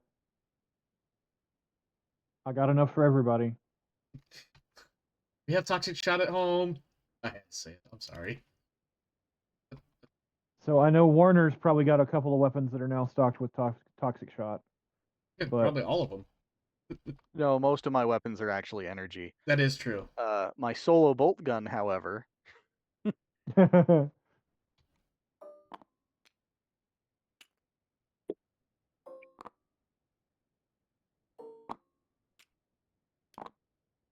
I know you got a hand cannon that can use it. And the bolt pistol in the fist can use toxic shot, Jace. Alterios, I don't know if you've got any projectile weaponry or just the hell gun. I got a bolt gun, but I don't take it with me because the las one that goes farther. This may seem like a dumb / redundant question, but just for clarity's sake, is the lieutenant loaded? Or does he keep this fight? I think he should have toxic as well. Yep. Conform. Sure. Tracer can stay in Fortnite. Tracer round think- suck anyway. Tracer is in Overwatch, sir, not Fortnite. They're the same thing, aren't they? No, they are not. They are not. Okay. Are we done with acquisition rolls then? Leave we I are. think that's everybody. I'm just double checking. Second. See, I could have sworn I had. Just as a hypothetical, would the crates have taken more damage from toxic shot? I doubt it. Me too, but I'm like picturing like this whatever acid eating away at them. Oh, is that what I did? Son of a gun. Hope you guys aren't looking. No, you don't need to look at. Nothing to see in there. But I took a screenshot. No, it's too late. Oh, I see what I.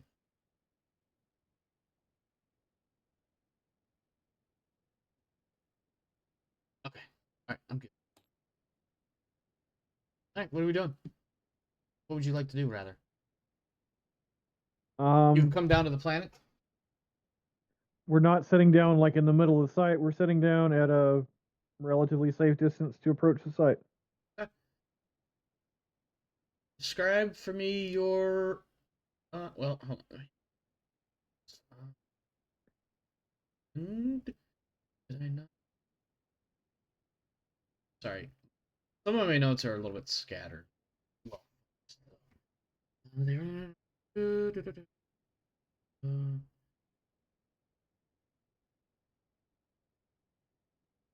okay. Yeah. You know what? I might have the shuttle pick back up. Okay. Does it have any? Could it in theory have external speakers or the ability to project sound out from the? I suppose in theory it would have. It would. I don't know. Like that seems like something that wouldn't necessarily be a standard accoutrement or something. Am I crazy in thinking that it's not? It was standard in Firefly. Yeah, I feel like they did that for like the show or that episode. I suppose arguably it would make sense that maybe there's some sort of Voxcaster apparatus in place. Would you like to make some sort of grand speech inspiring your opponent to surrender now? My shuttle is going to fly overhead, and I'm going to use a charm, I guess, I suppose. Or actually, would telling them that they have been abandoned by their Lord Commander, that they are currently trespassing on my planet and are now under my jurisdiction, would that be more of an intimidate, or would that be more of a charm to encourage their surrender under such circumstances? I suppose it would be in the manner in which you would project it. Like, dealer's choice. If I want to sound intimidating, or are you trying to use soft, buttery words? Like, hey, fuckface, you've been abandoned. Get the fuck out of my planet. Or, it's really sad to be the one to have to tell you this, but your people left you here to die. Perhaps you should just quit and leave, and we'll let you go if that's what you want to do. No. It's more of you have been abandoned by your lord. You are here trespassing on a planet. As the actual Lord Commander of this planet, I am within my jurisdictional rights to see all of you executed as interlopers. However, I will grant you mercy if you all immediately surrender and present yourselves as to what you are doing unauthorized on this planet. By the way, we also have a large contingent of guardsmen surrounding this position and are ready and willing to engage any of those who do not wish to peacefully surrender. Would that be more of a charm approach? I will let you use whichever of the two you would like to use. Well, my charm is through the roof. The reason I asked charm versus intimidate is because if you said intimidate, I was handing the whatever microphone over to Reinhardt. Yeah. No, please. Now, roleplay wise, I almost want to do that anyway. Go ahead, make your roll. I have, whoever is rolling. if you'll allow it, I'm going to say there are two options. Here is the current situation. Actually, I would say here is the current situation, and I outline for them. They have been abandoned. They're trespassing on someone else's territory. This is my world. I have the authority to do other things. However, I wish to generously grant them all the option of surrender and conscription, or at least enrollment in whatever capacity they previously served in my forces, provided they are willing to show some degree of loyalty. Okay. However, there is another option. And I then hand the microphone to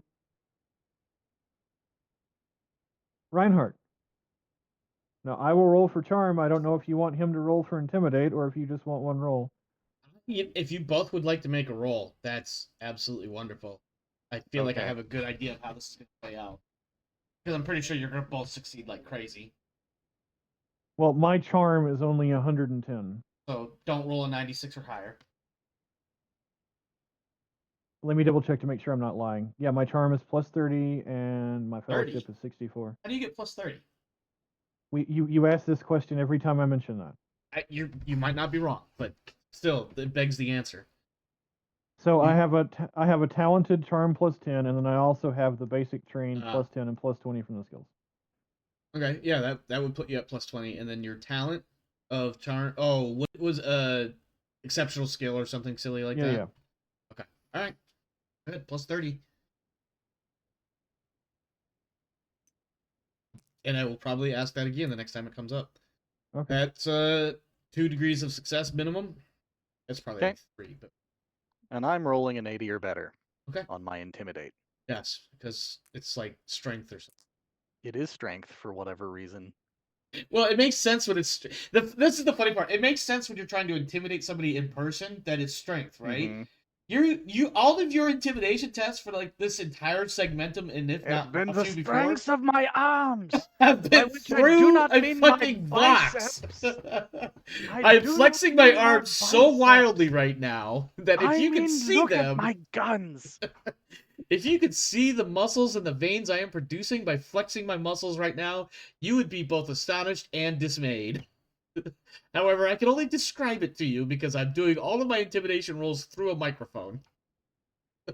Well, to be fair, I want you to understand how easily you can die. That's all that matters. I don't think I've seen too many guys winning strength competitions with high squeaky voices. Fair. That is a fair point. So I'm going to make a willpower here to counter your advances of 4 total degrees of success.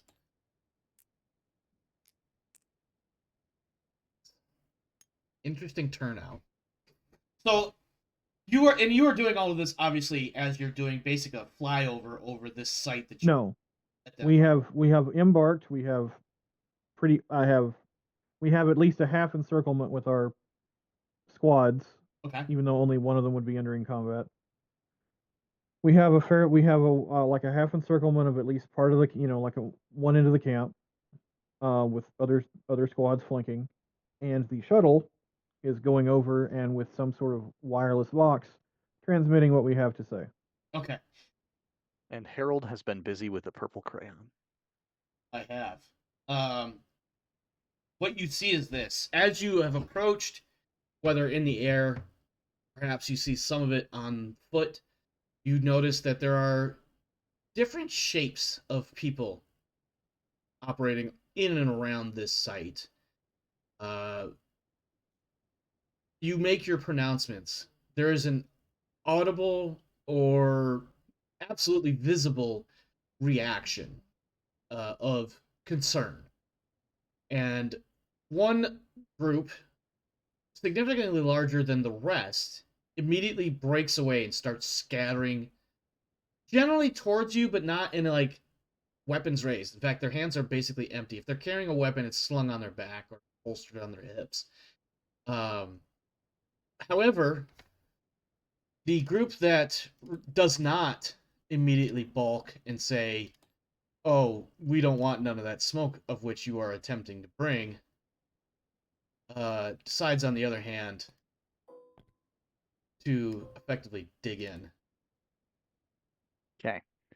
So, smaller group entrenches, larger group begins to flee with the understood purpose of surrendering. Yes, and as the larger group is running away, the smaller group is like, "Oh hell no!" and a limited firefight begins. Actually, it's probably They're shooting their friends. What a cruel world. so you guys can set up anywhere in this area, however you would like to set up. These guys are set up a bit more. Do we want to do the half and half split on the squatties? Jace takes half, Warner takes half.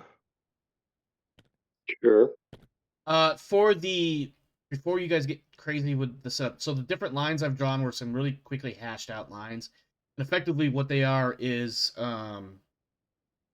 barricaded hills, woods, various obstructions, things that you can use to duck behind for a little bit of cover. Somewhat blocking line of sight, but not really.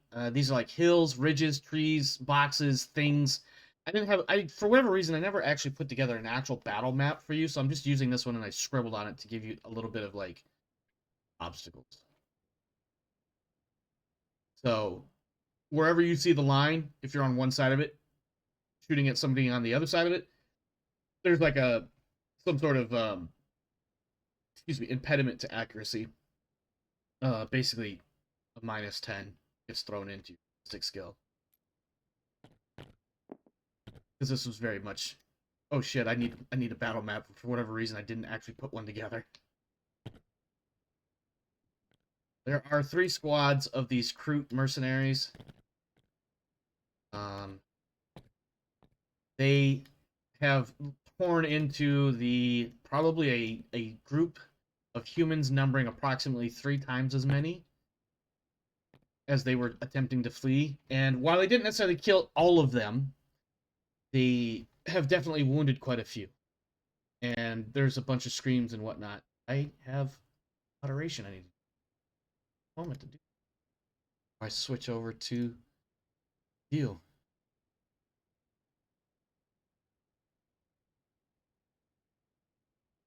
So while he's handling moderation,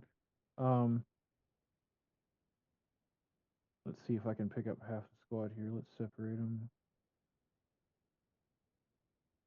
No. Need to.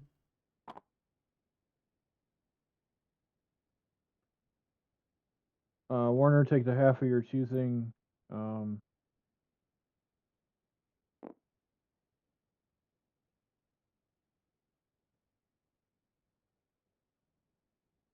Okay.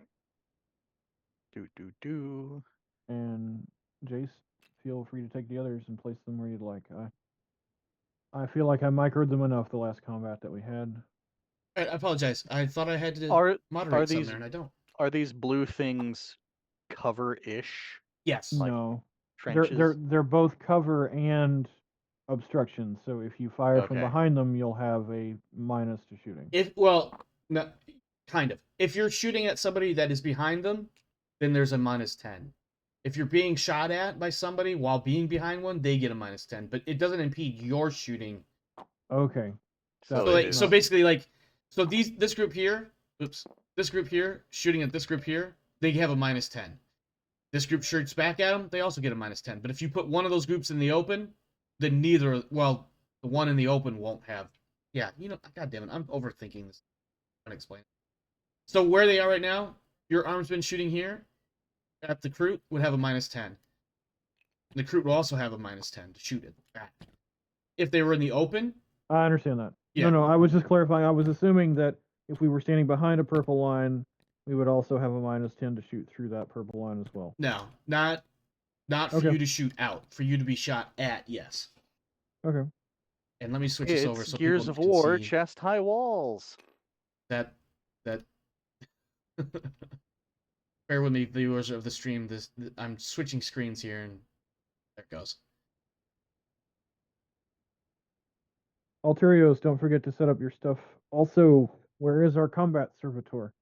Oh, I didn't bring him out. I apologize for that. Servitor. And he honked because I can see he's floating in the air. Alterios, are you there, sir? Alterios, is he sleeping? He may No, be his green hand is muted. moving, so that's good. It's moving in Alterios fashion. Bit of a stutter. And I'm taking may it. Those be- are trenches. There we go. Yeah, so you could think of the lines as trench-ish. Basically, if you're on the defended side of it, you get a -10 protection, but it doesn't give you armor protection. So if you do hit, you're gonna hit somebody.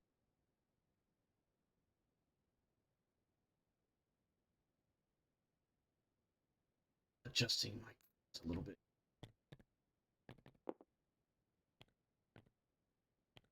So when you copied them, was that recruiting? I suppose that is a way to phrase it. Oh. Also, I realize now that I wasn't supposed to put their stats on you guys. It's too. Oh. Well, It's there was too supposed to be a certain late to element of not being able to know apologize. what you're up against to some degree. At any rate, oh, I gotta do this thing here. So let's see. B control.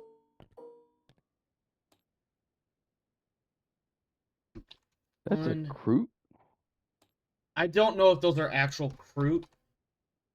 In fact, where I got the models from at this point, I'm not 100% sure if they were legitimately Kroot.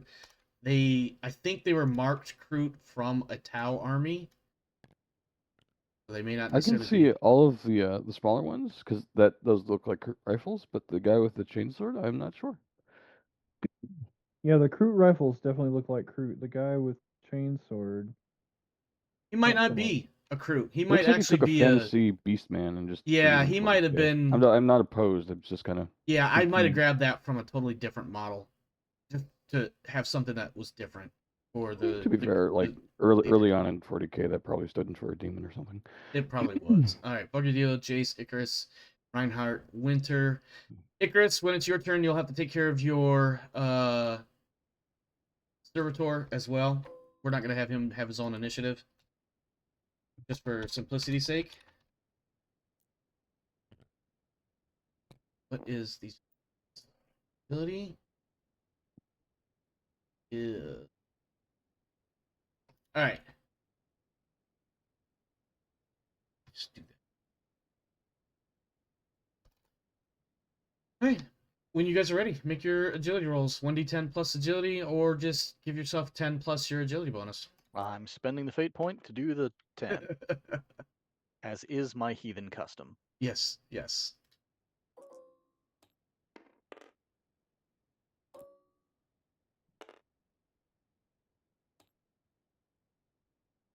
Mine should be a 7, I think. Just remember them because I got to make a couple of rolls myself here. Yar. I did not roll well this time. If it makes you feel any better, I didn't roll as well as I would have.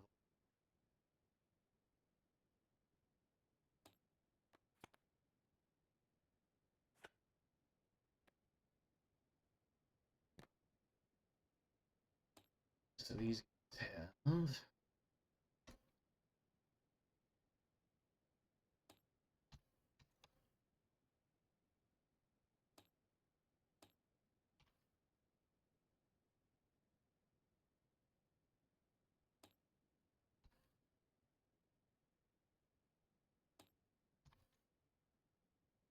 All right. Rookie deal. What do you got? I rolled a 7. What's your Well, total? Total 7. Total of 7. Okay. Oops. Self here.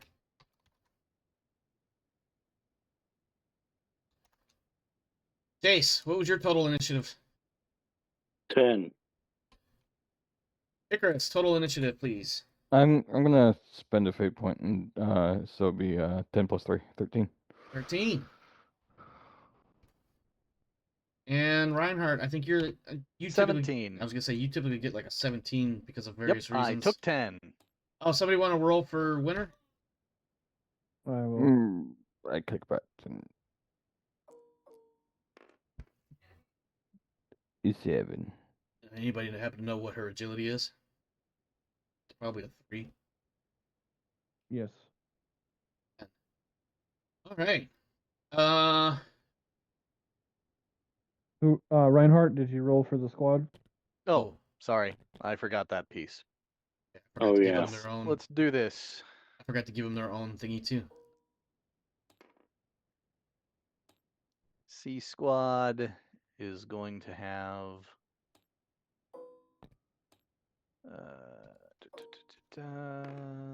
so that's a 4. My half of the squad is at 4. Oh, that's right. No, The it's entire Oh, it's squad the whole is- thing. Yep. Ah, there we go. Okay, that makes sense. Okay.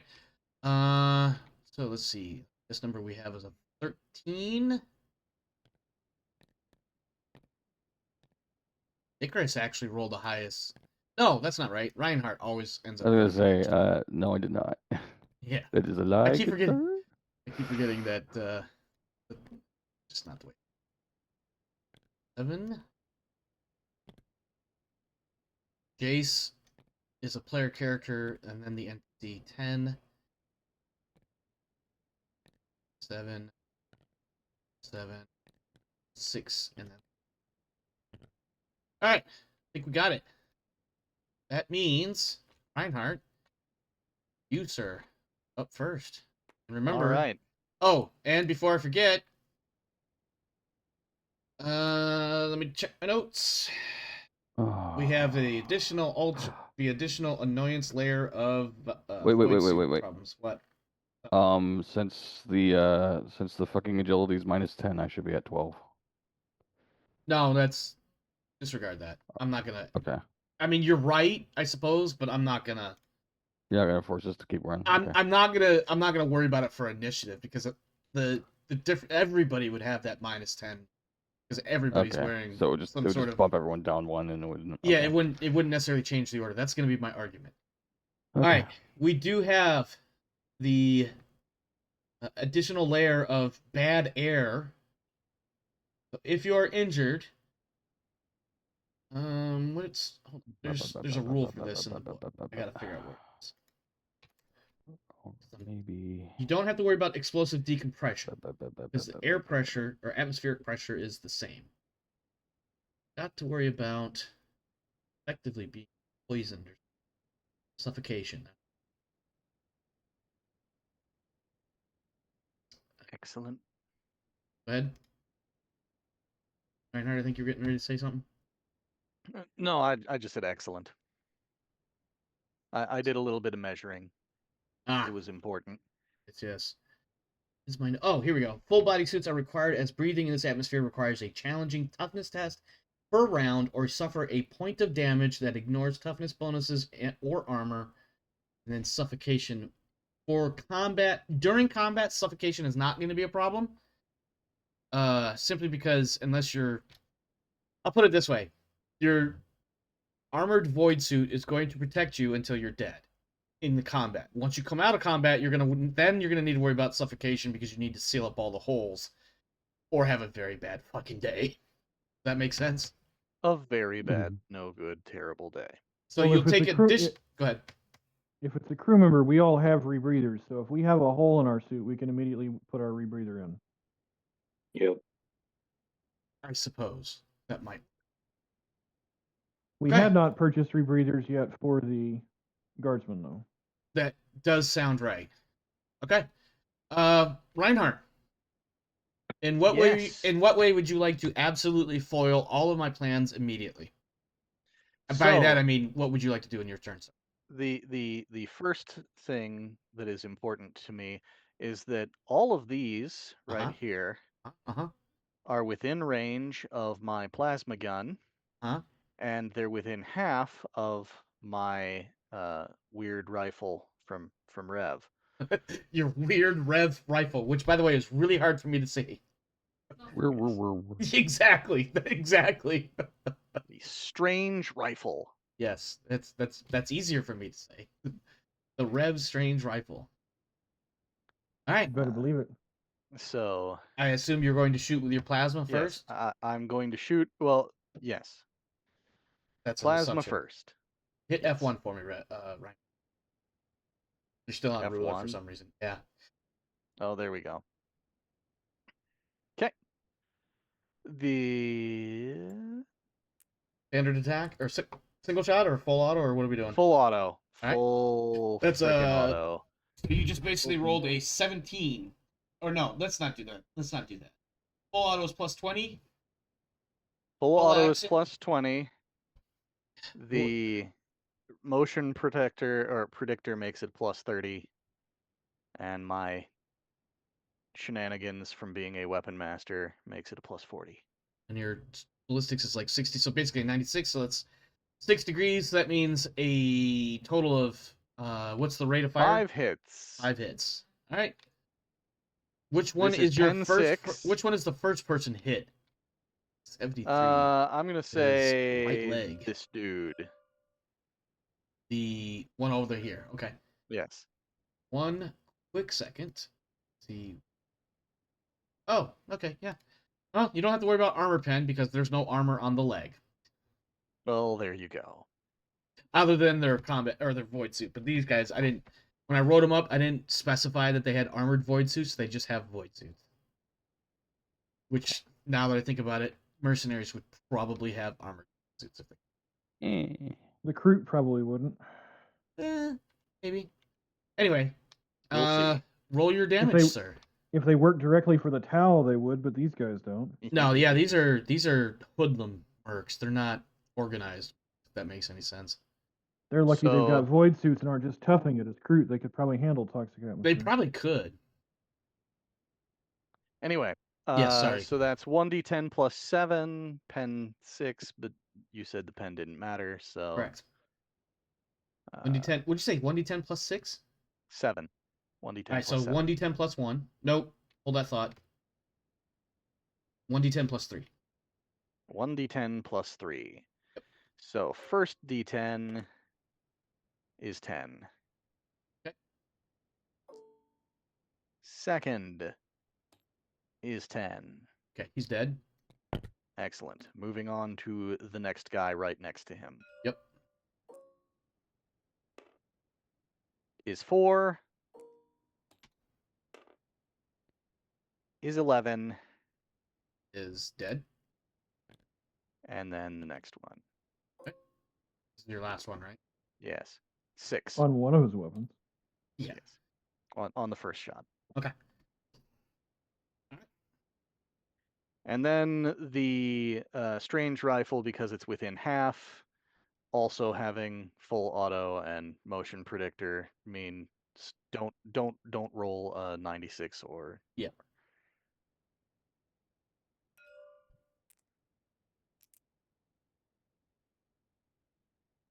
Hey, look. 3 degrees or 3 full auto. So yeah, 3 hits.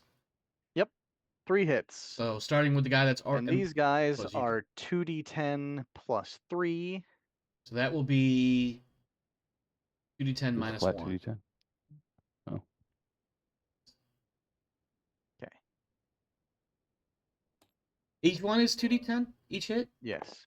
Yes. Make your roll. That's So that's 6. 5. A 5. Okay. Second one kills him. 6. Okay. And assume the next one is this guy next to him. Yeah. 10. Wow. Okay. Any other shooting from you? That is all the shooting at the moment. All right. Icarus, you and your combat servitor are up. I'm starting with the combat servitor. And And I'm gonna full auto on the big guy over there. go right for the big guy, huh? Yeah. All right, what was the under range half, on so that? That's the range on the heavy bolter is 120. We're at just under half. That's plus 10 right off the bat. And full is plus 20. 20. Yep. Yes. So it's plus 30 because you can only Which fire makes full auto if I'm not mistaken. Makes it a 60, and then I'll spend the fate point to make that 70. Okay.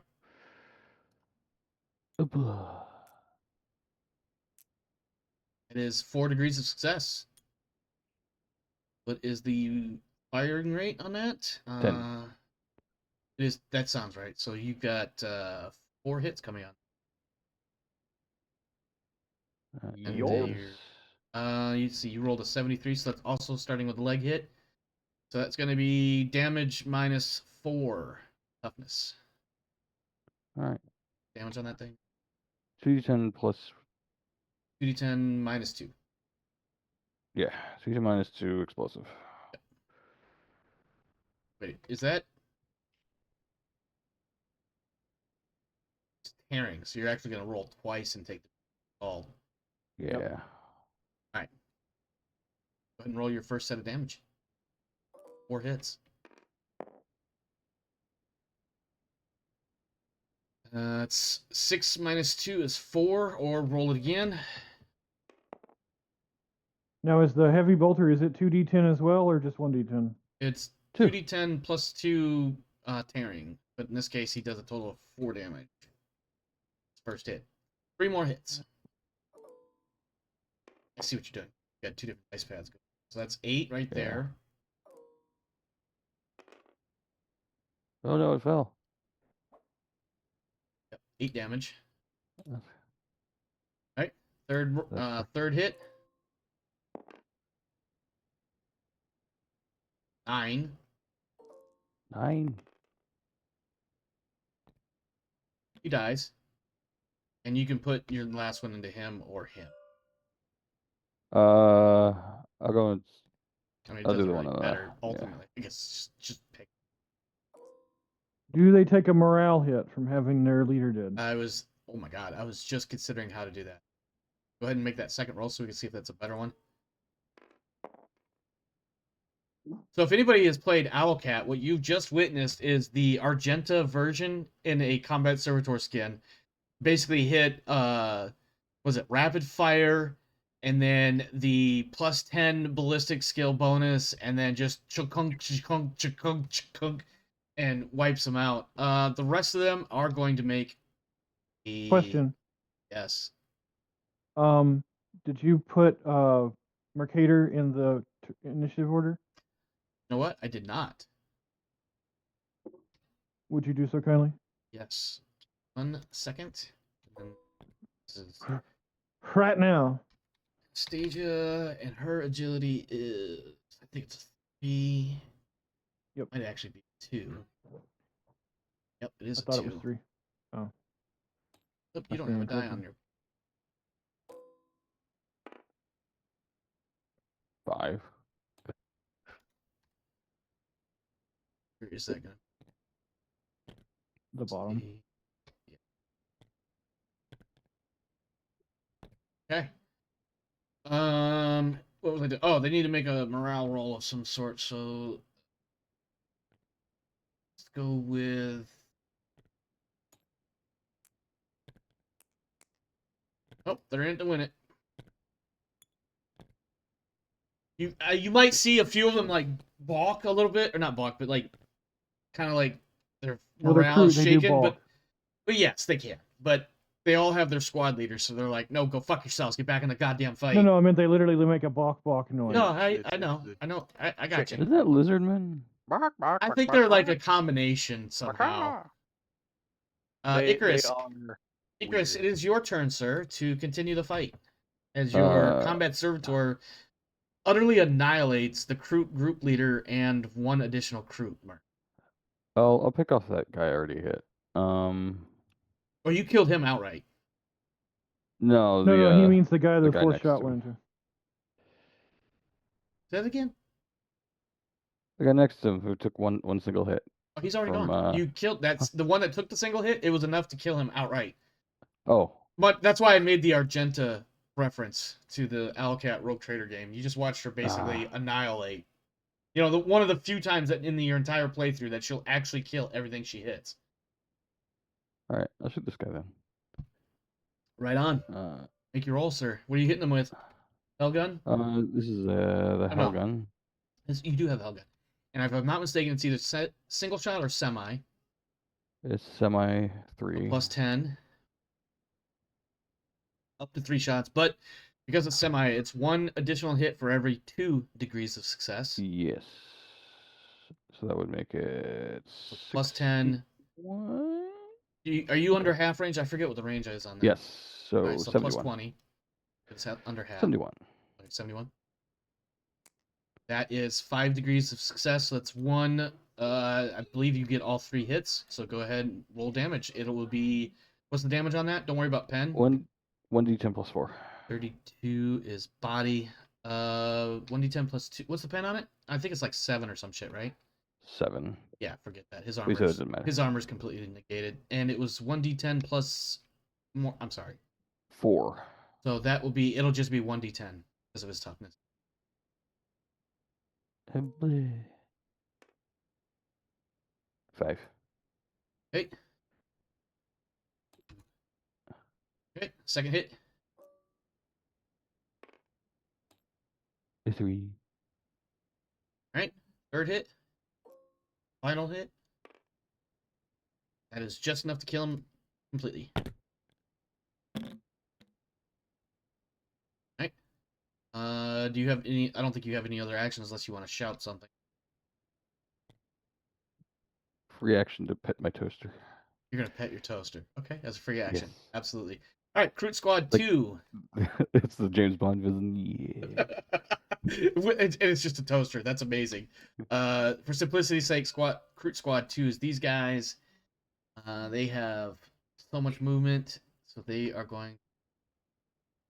Does your toaster have engraved cat ears or little stand-up tin cat ears? They're old bunny ear antenna. Oh, okay. It's archaeotech. I think It's they're definitely gonna. important. I just don't know what it does. Unfortunately, that's kind of shitty. Okay. So they are going to stay where they are, and they are going to shoot at. It turns bread to carbon, but that cannot be its only use. You know what? Since it's these guys that just watched their group leader and one of their mates get killed, they're shooting at you, Chris. They are at under half. They're going to do a half action aim. Plus 10, plus 10. No, pretty sure half action.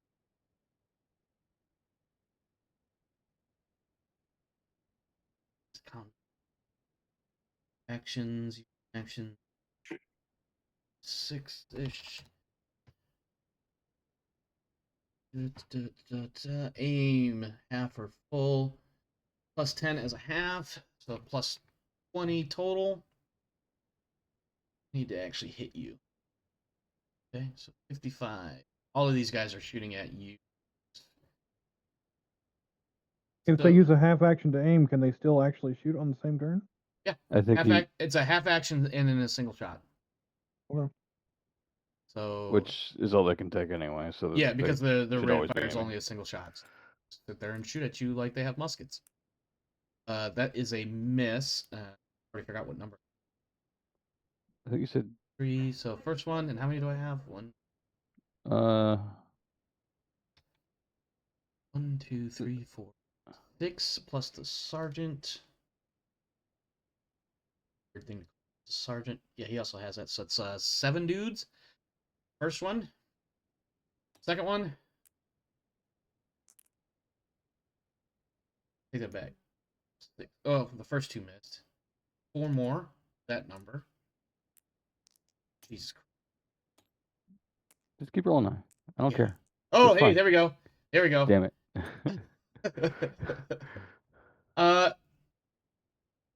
Your third roll didn't register. I know it was a miss, but you need to give it time to register on the board before you re-roll. No, I know. I saw that too. I'm slightly irritated. Looks like your left What's that? arm. Let's see. 52 is body. So whatever you have Oh. for armor in the body. I'm not trying to look. I'm thinking with a single shot, it's damage plus degrees of success. That's what I want to verify. I have no idea. That determines damage. Roll the appropriate die and apply any indicated modifiers. Finally, if the attack involved a melee weapon, that doesn't matter. For all attack rolls, count the degrees of success. The attacker may choose to replace the result on a single damage die with the number of degrees. Oh, okay, it's not adding. I changed the damage. So if I rolled less than what was my degrees of success? I just said it and I done forgot it. You rolled a 25. Their skill And- is 33, and you aimed, which I think adds 10. Yeah, it's 53. 2 degrees of success. Yeah, it's 3 degrees. So if I roll less than a 3 for the damage, I can change to a 3. Okay. This is 10-1, so forget that. So that reduces your armor by 1, and so I think you have 2 2 armor. So 1d5 or 1d10 minus 1d10 Toughness plus bonus of 3. 4. What? I'm sorry. Toughness bonus of 4, if that helps you. So what does that give you? That gives you 4, 6. So 1d10 minus 1. 3 wounds, sir. Ow. That was the 4th shot. I have 2 more, and then I have to change the ballistic skill number a little bit. 3. That is. Does the Icarus not have dodge? Oh yeah, you can dodge that. I didn't declare it, so just keep going. Okay, well this one does hit with 2 degrees of success, so that's going to be another 1d10 minus 1. I will. Go ahead. will- Go ahead and make your Attempt dodge the attempt. dodge. My agility's not that great. Don't though, forget, it's so. minus 10 because of the bulky suit. Well, it wouldn't have mattered anyway. Okay. That makes it 2 degrees of failure. Yep. So the 2 degrees of failure versus 3 degrees. Okay. So 1d10 minus. What did we say a moment ago? 1d10 minus 1. Minus 1. That is 8 wounds. Ouch. Ow. That hurts. That doesn't seem right. Why not? Damage is 1d10 plus 5. We've already accounted for the pen of 1, which reduces his armor from 3 to 2. And then his toughness is 4, which is 6 total. 1d10 plus 5 minus 6 is 1d10 minus 1. Okay. If anybody wants to check that, I'm not going to argue. Or stop you, rather. Icarus, what does that do to you for your wound count? I'm down to 2. Okay, so you're still up. You're not taking criticals yet. Alright, that was... Icarus, what armor do you have? Well, I have to wear the void suit. Right. Do you remember the subdermal plating that I bought for the whole party? Oh, shit. I definitely forgot about it. I forgot about that. So, how much damage... First off, how much armor is that? It's 2 extra armor. Okay, so that's 2. So that reduces... So I should be at 6. That takes the first bit of damage you did down to 1. Nope. Yes, 1. That takes this 9 down to a 6. So you should have taken 7 total wounds, I think? Yeah. I was gonna say that 4 minus 1 is 3, minus I another get 2 is 4 more 1. wounds, which is 6. It's better than I'm at 2. 6. It's Yeah. better than 2 wounds. But you don't die at 0 wounds. You start taking critical hits, is what happens. And then we have one more from that squad before the number changes. So again, 53. Oof. It's 3 degrees. And 1d10 minus 3. I understand why they'd want to shoot the thing that was threatening them, but why wouldn't they be shooting the combat servitor? Because they may have noticed that he's the one controlling the servitor. Maybe Let him they've pick- let him pick experienced his fighting targets. things as they, you know. Let him pick his targets. It's fine. That's Well, 7 let's wounds, go. by the way. Hmm? That's 7 wounds on that last hit. All right. You can, I think Fate Point does something for the amount of damage you do or take. I think. Let me check that. Let me double check. Let's see. Reroll, gain a plus 10. Extra degree of success, count as having rolled. Instantly remove 1d5 damage. You're sitting at 0. You could spend a fate point right now to add 1d5 back and not be crippled or broken or whatever the term is for this game. That's a 5 by 2 is 2? That's 3. 3. Okay. You So round that up. you're at 3 wounds and you might want to lay low. You know what I forgot to do though? And I think we've all been forgetting this, is the minus 10 for shooting. Just do it You going were forward. I calculated it, but it did not matter. No, it didn't because of your ridiculous ability to fire. I certainly forgot. to mention it again after that. So we're gonna leave it as is. In fact, give yourself, instead of having 3 wounds, give yourself 5 wounds total. Before I switch over to the group squad leader, which has a different number to shoot at. He's actually gonna switch to the servitor. His shot. Should have brought grenades, except I should have brought smokes. Uh-huh. He does hit the servitor. So what's the servitor's? That's a 33. That's going in the body. So that's going to be 3, 10, 1. It's actually 2. 6 all. Oh, the servitor doesn't need a void suit though, doesn't it? Does it?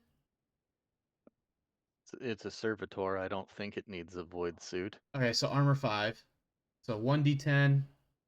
Then what's the toughness on that thing? 8. 8. Oh my god.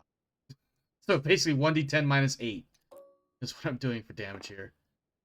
Yep. So a bullet pangs off of it, basically. Plink. It does 0 damage to it. That will take us to... Excuse me, Jace. Your turn, sir. And I did account for the minus 10 for shooting that. Alterios, on your next turn, if no one's close by, I do believe you have one of those auto Medicaid kit things that we bought early on. Yes. Also, I'm going to move myself to behind my servitor, so he has to shoot that first. So he's going to use the servitor as cover. I mean, you might as well. You just saw he basically tanked that bullet. I think, in fact, I think it's arguable that maybe some of the crew were shooting at the bullet at the tank, or excuse me, at the servitor, and some of the bullets just happened to hit Icarus. Unacceptable. Be like in Rogue Trader. Your defiance will go down on my permanent record of you. Oh, I could not tell you how many times I have friendly fired just to make sure I can get one more shot on somebody. Look. They shouldn't have been standing there. I mean, I do like how, in my stream last night, my navigator fucking did the lidless eye or stare, whatever the hell it is, and nuked 9 enemy combatants right off the bat. I was like, holy shit! There is a reason I Psychic- put Mercator where I did. Psychic stuff I be didn't even scary. notice, to be honest with you, because I didn't think about where she was. Yeah, that way she doesn't eyeball nuke us if you want to get lidless stare happy. Well, it works a little bit different on the tabletop than it does in the Owlcat game. Okay, you ready for me to fire? I am ready.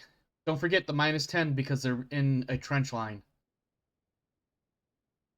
And plus 10 for being half Yep. distance. So that gets canceled out. And you're probably doing full auto. No, burst, Hellfire. Semi? Yes. Okay. So yeah, Same that's difference. yeah. Well, yeah, semi is plus 10, and then every 2 degrees of success gives you an extra hit. Go ahead. So that's plus 20. No, just plus 10. Sorry. And does the Omniscope give me any benefit here? Not in semi. I stand corrected. The Omniscope. Omniscope will give you the ability to see them clearly, in It's low light or whatever. But it's telescopic. It's night vision. It's Red dot as well. it does. Okay, but red dot won't apply because it's semi. It only applies if it's single shot. It's the motion predictor that does the plus 10 for multiple rounds. Yes. So does any of that apply?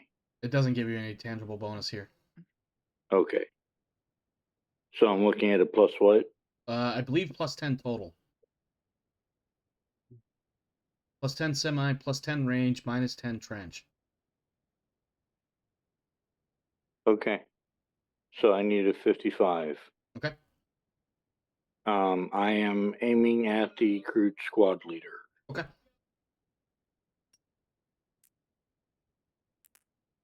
That is exactly a 55. That's what you said you needed, was a 55, right? Mm-hmm. Okay. What's the pen on that? 7. So that is 5. Nope, never mind, disregard. So no armor. -4. Your total damage there is 8 plus what? Plus 4, so 12. -4 brings it down to 8. Okay. That was all of your actions, unless you're doing something else like free actions or something. I could move if I wanted to, but Not with semi-fire. Semi-automatic fire is a full action. The only thing you have left are free that's right. actions. That's right. Winter is up next. Given the nature of her abilities, she is going to. They're a little bit out of her range. She is going to pass. Essentially. Okay. And then that means Brigadier is up with his 15 weapons that are going to fire now. So I pull out my mini nuke and. All right, Fallout, calm down. I pull out my heavy plasma. Start blasting. And yeah. I pull out my forge Titan class plasma lance and Okay, all right. You don't even have one of those. this entire side of the map just vaporizes. Yeah, I'm sure. And much like artillery in BattleTech, the adjacent hex takes damage as well, so all of you take damage. Oh yeah, it's just there's just a bright light and a smoking crater and it's all over. Right. Meanwhile, the gunner back on the Acheron, sorry. Oops. Yeah, my bad. I didn't. Alturios, Yeah. I think it's important to know that I was wrong. The melt-a-bomb is in the gear section. Oh. I've put it in the chat for you, as well as the medikit, which you probably will want to use. And a quote based on something you said earlier. I should look at this. Unfortunately, I have the TTS window active, so that's what's being viewed. So I don't know if the Zoom chat's going to pop in that window. Rev, I feel like you're doing some high-level math here, trying to figure out your modifiers. I am. I also was deciding if I wanted to use my pistols or not. All right, just don't forget the -10 for shooting into it. Not I really put a a big deal button for on me. it, but I'm not sure what will happen if I press it.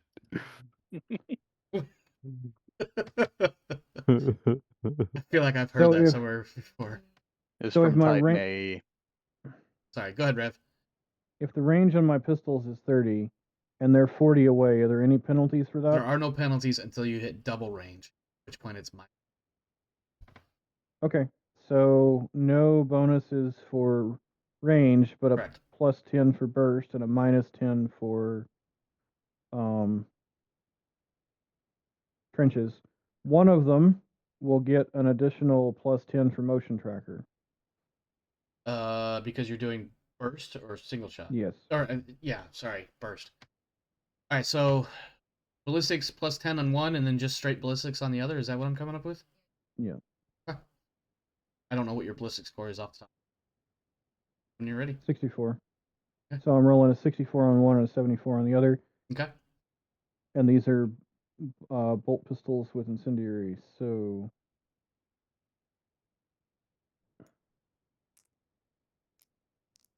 one of them definitely misses.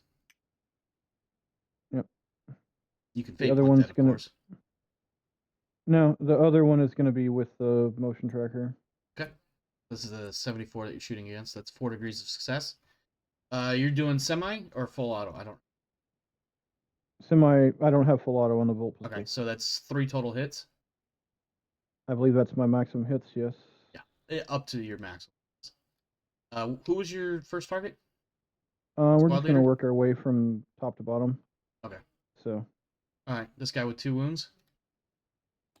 Recruit mercenary 2. Yep. What's the pen on your equipment?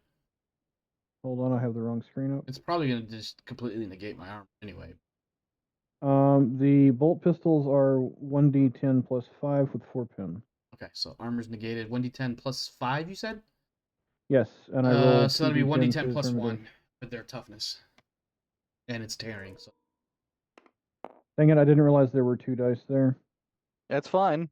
I'll It's take the tearing. yeah, 9. just take 9 and minus or +1 is 10. So yeah, the first one dies. Go ahead and roll for your second target. I'll hit the leader behind him. Yep. 1d10 +1. 4 damage. And my third shot.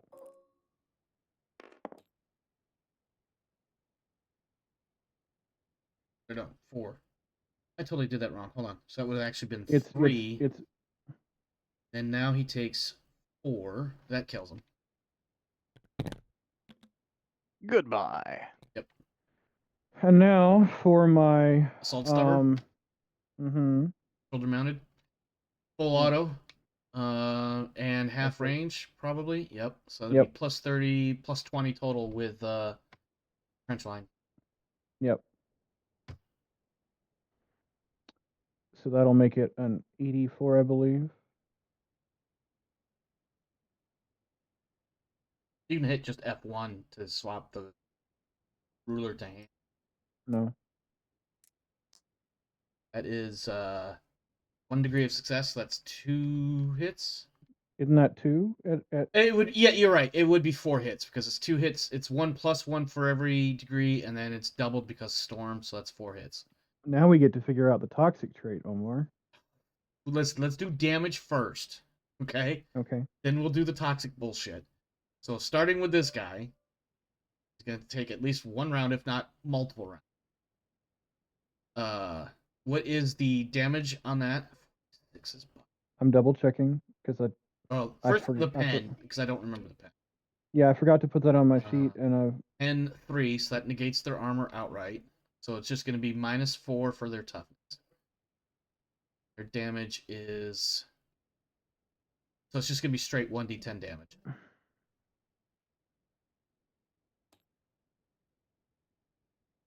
And once we resolve all 4 hits, then we'll figure out, because most likely at least 1 or 2 of these guys are going to die. Then we'll figure out the toxic shot. I just By the put way, the toxic trait into the Zoom chat for quick reference. I forgot to mention with my 2 power swords, I've got power sword bayonets on my pistols. That's ridiculous, sir. Get that shit out And of here. and hilarious. It is, in the Final Fantasy sort of way. Squall? Squall? Just pulls out this gigantic sheet of metal with a sword handle on it. All right, roll. Your damage is going to be 1d10 for each hit. Unless there's a tearing quality. Yeah, it's 1d10 plus 4 with 3 pin. Yeah, but it'll be If you- -4 because they're tough. So, straight 1d. Okay, Armor is negated by the. that's what she said. I would hope there's no armor involved. 3 on that one. Go ahead and roll the second one. No. Now I Oh. gotta calculate the toxic shot damage for that. Let's do the bullet damage, and then if anybody lives, then we can do the toxic damage. No, because the toxic is applied as part of the shot, and that will determine if he lives or Okay. not for the All right, next so he has to shot. make a toughness test. Is that Yes, right? Yes. -5 for each point of damage he took. So it's gonna be 40 -5, 15, 25. Ugh. Ha ha ha! Toughness test succeeded. Go ahead and roll to your next damage, sir. 8 damage. Okay. Well, that's 40 -40, so he fails the toughness. Go ahead and roll. What is it? 1d5 additional damage? 1d10. 1d10 Yep. additional damage. Don't even roll it. No, He dies. no resistance. He dies. Yeah. He's gonna die. There's no way around that. Third shot, sir. How many shots do I have left? I forgot. You got 2 left. This is your third. Okay. Okay. So he fails his toughness. Go ahead and roll another 1d10 for damage. You That's 8 didn't. times I 5 didn't is see a 40. His toughness toughness is 40. He's gonna fail. Okay. So roll 1d10 again for shock. or toxic damage. 2. Okay. And your last shot. And by the way, that's not negated by toughness. Yeah, no, Yeah, the I double checking. additional Yep. D10 is just straight up. And then one last shot. Yep. He's dead.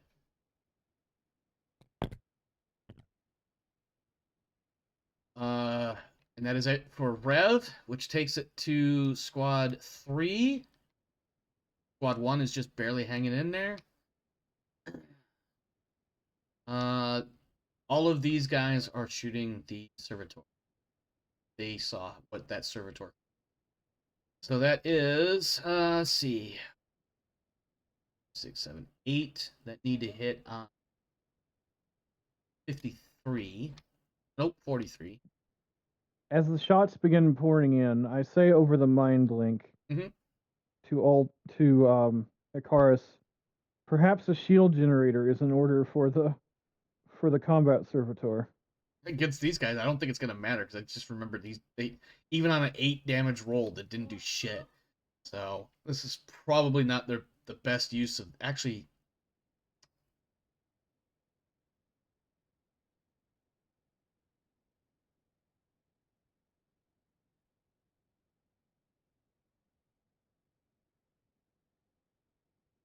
So it's plus 10 negated, plus 10.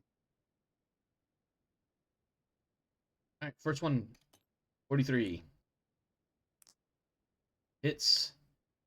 Armor 5. 8. Its Or armor toughness is 8. yeah, toughness 8. 1d10 minus 8 is the final. Oh, no damage. Okay, second one. Misses. Third one. Misses. Fourth one. Hits. 1 damage. Let's see, how many wounds does it have? That's 15, so it has 14 wounds remaining. How many was that I rolled?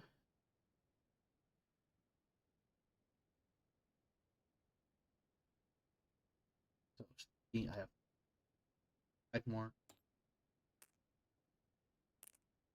Hit.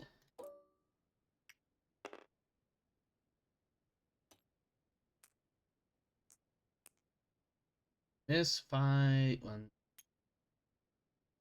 I believe that's a jam unless they have nice weapons. Technically, that would be. But I think by the time he comes around again, it's not going to matter. That's also a miss. One more. How many is it? Is there actually 8? 1, 2, 3, 4, 5? Yeah, there is. Last one. Neither of the Kroot weapons has reliable on it, so probably a jam. And he does no damage. Squad leader is shooting at the navigator.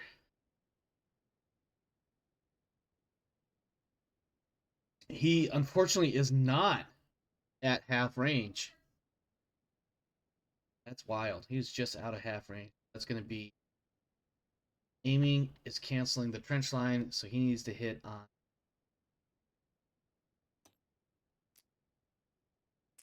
And he misses. That takes By care the of way, the plant squad. Yes. I should mention before we go any further, with one of the level upgrades that I took, with some of the XP that I had to spend,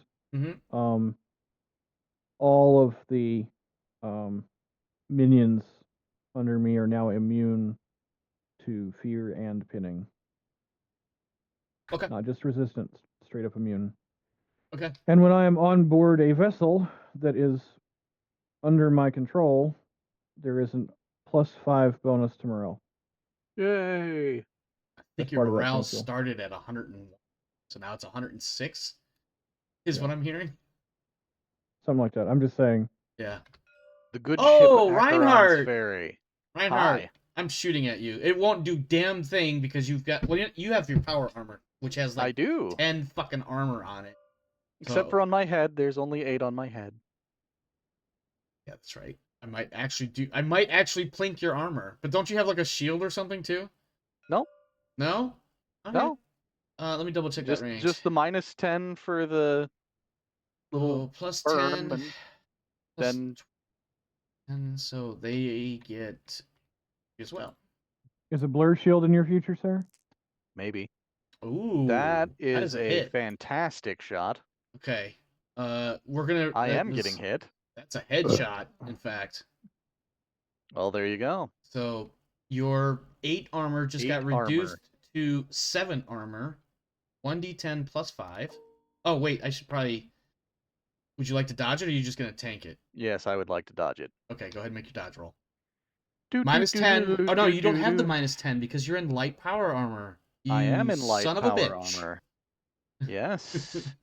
And my dodge is quite good at a +20. Oh dear So God. it's 72 or better. All right. Well, 72 or lower, but yes. Right. I hear you. Well, better. Lower is better. That is like some. Oh no, That that's is not. 100. That You is rolled a 100. exact 100, so I do not dodge it. You do not. But Unless it you does. spend It a is. You know reroll. what? But you have. I think the reroll is here. All right. to Well, stay. yeah. By all means, you can it's fate time. point that. I will fate point because that is some bullshit. That is some bullshit. That is a Hey, successful look, dodge. much better. All right. Yay! So the second guy shoots at you because there's only 2 No guys. headshots. Dang it. That is a wild miss for that guy. That takes us to Anastasia, who I really should have looked this up. I'm gonna look one more time. I'm gonna read this fucking navigator power bullshit. Give me just a moment here, guys. I really want to do Lilith's Stare at least just once, just one Yep, time, for Yep, fuck's sake. I understand. But I'm pretty sure understand. I have to, like, for the lidless stare in particular, I'm pretty sure it applies to everybody on the board. It's just that because you're my friends or my allies, you get a bonus to, or an ability or something to, reduce the amount of shit coming at you, or a chance to skip it or something. And I'm pretty sure if she tells us there was a mind link to avert our eyes, we can. yes, but that only gives you the ability to make a dodge roll or something to that effect. If a navigator opens his warp eye fully, anyone gazing into its depths will witness the power and mind-breaking unreality of the warp. In an instant, they witness chaos boiling beneath the skin of existence, and for many, it is the last thing they ever see. The navigator makes an opposed willpower test with anyone looking into his warp eye. Make a single test for the navigator and compare it to the results of each opponent. If the navigator achieves more degrees of success, the opponent suffers 1d10 plus the navigator's willpower bonus in energy damage, not reduced by armor or toughness. Anyone taking damage from this power is also stunned for 1 round as they are ripped with agony. Oh, it gets better. Using this power is taxing and inflicts a level of fatigue on the navigator. If the navigator fails this test by 1 degree of failure or more, they suffer 2 levels of fatigue. Which is a minus 22. However, what rank does she have it at? She has it at master. Okay. So, the above damage is increased to 2d10 plus willpower, and the stun is 1d5 rounds, and as above, except any creature possessing an intelligence of 20 plus suffering the damage must take a toughness test or be slain or die. If they pass, yes, they suffer avoiding insanity Lilith's points. Stare. Okay, it's right there. Why did I not see that before? Yes. The Lilith's Stare will affect anyone, friend or foe. This has an effective range of 15 meters and has no effect on unliving targets. Blah blah blah. Those forewarned. Okay, hold on. It only has a 15-meter range. Yeah, they're way too far out of range. Yeah, never mind. In that case, she can't do that. Well, that's annoying as fuck. Hold on, she's got other powers. Hang on. I don't think any lightning bolt. No, unfortunately, I don't think she has really like attacky powers other than that one. I know that it was a joke. I know Does she have that weird brain burst thing that you can do in Dark Tide? That's a psyker. That's a straight up psyker thing, not a navigator. Oh. It would be cool if she did. Void Watcher does. I know they're all warpy, so I wasn't sure. No, she's just gonna have to use her. God That really sucks because I want to use this power at least once. I tried to set you So- up to use it. I didn't realize it had the range limitation. I didn't see that either until it said that other shit. So she's just gonna have to use her hell pistol on somebody. Somebody tried shooting at her. The leader Yes. of the one squad. 56 meters. So that's going to be just a +10 because she's gonna semi-auto that up to 2 rounds may hit. So that's 55. And she's our best. She's our best marksman. Well, she's gonna hit like 3 times with it, or 2 times with it rather. And 7 negates armor, headshot. Let's see, headshot, and then 1d10 plus 4. Let me just roll that 1d4, 7 damage. What's and- their range? Sorry? What's their range? Because the Hell Pestle only has a 35-meter range. Correct. It was 50-something meters away. Yeah, it was 50 Okay. something, so it was not double. It's long range, not extreme. Yeah, so 7 minus the armor is negated outright. 7 minus 4 is 3. So he takes 3 damage. 12, and then the second shot is 10 Woo! plus 4. That's 14 damage. Minus 4 is 10 damage, and so now 2. Ow. Well done, Anastasia. And now it's Doesn't the the Hell Armsman Pistol squad. have? Doesn't the Hell Pistol have a? Oh, it's a Hell Gun that has 3. It's the Hell Pistol has 2. Yeah, the Hell Pistol My only bad. has 2 shots. Yep. It's on mine. All right, Armsman squad, both parts. Take it away. They all got a +10. Who's firing? Who's firing first? The most recent suspect. Rev's like, fuck this bullshit. They all get a +10. Well, I mean, it's pretty much default that I'm giving the All right. squad my. I'll roll first. Okay. Who's Go your half for it. hitting first? I'm assuming you're starting with these two. Yep. Starting with the 2 that haven't been picked off yet. All right. On my side, starting with the sergeant. So that's a. I think they have weapons 45 total. ballistics. Yeah, 45 plus 10 is 55. So It 55 should be +40 or Right. +30. plus 30 because of the minus 10. Yeah. Yeah. So Oh, that's plus 20 plus. 75. And they are at what's the range on their weapons? 110? 100. Oh yeah, they're both Yeah. in. Yep. Okay. Half, So yeah. plus 20, plus 30, plus 40, plus 30. And that's Yep. just plus 30. Plus 30. You need to give them And motion that's- protectors so so you have 70 an additional plus 10. We will. have- Yeah. I'm sorry, Reinhardt. Go ahead. I'm talking all over Yep. you. Go ahead. It's cool. It's on the list, but Oh! it's also Missed. very rare. You gonna fate point that one, or is he gonna miss? He's gonna miss. All right, next guy. It's not a jam. It's just a miss. Well, don't you have best quality too? No. Not that it would matter with the 94 because it's 96. That I think we got good quality, so they're Yeah, reliable. So they have the reliable trait, which means they only jam on a 00 or something like. basically. Yeah. All right, sorry. Go ahead. I'm tangentializing a lot here. Hey, there we go. All right, that's 6 That's hits. 4 degrees. Yeah. 6 hits. 6 hits. Oops. Don't forget to roll toxic after each hit. Damn it! Right. I deleted one by mistake. Are they? They were both full health. So, What's the pen? pen was 3, I believe. Okay, so Yeah. armor's negated. So now we have. What's the damage on the weapon? 1d10 plus 3, I believe. Yeah. 1d10 plus 4. Oh, Okay, so just straight 1d10 then. Okay. so 10, so that's 10 10. damage. It's 10 damage. 10 damage. All right. And then so he fails his toughness test. So go ahead and roll the 1d10 for toxic. Okay. That's 9. Yeah, he's dead. Okay. Second Next. one. Mhm. This is still from the same shooter, I imagine. Yes. Still from the same shooter. Third shot. Yes. That's 9 damage. All right. Actually, that's only the Alright. first shot's been fired so far. No, that was the That was third. the second shot. It took. No, you're It- right. This is the second shot. I apologize. It's 9 Mhm. damage. Yep, And I got then that. and then he fails the toughness because it was more than Okay. 8, And then it's 6. and he dies as Additional. well. That squad is Okay. out. Let me update my tracker really quick. Root You squad can't 1. use the other shots on the other group, can Nope. you? Nope. Too No, because far I think away. the numbers are slightly different. I mean, you can. I mean, his shots are done, I've but still you can got go to the 3 next. people. Yeah. I I've know, still got I know. 3 I'm just people saying to you shoot. can't use that guy anymore with Right. the rest of his hits. Right. Right. So starting at the top. So those are. Instead of plus 30, it's going to be plus 20. Yep. Still, that's going to be 6 hits. Yep. So first hit. 6 damage. Okay.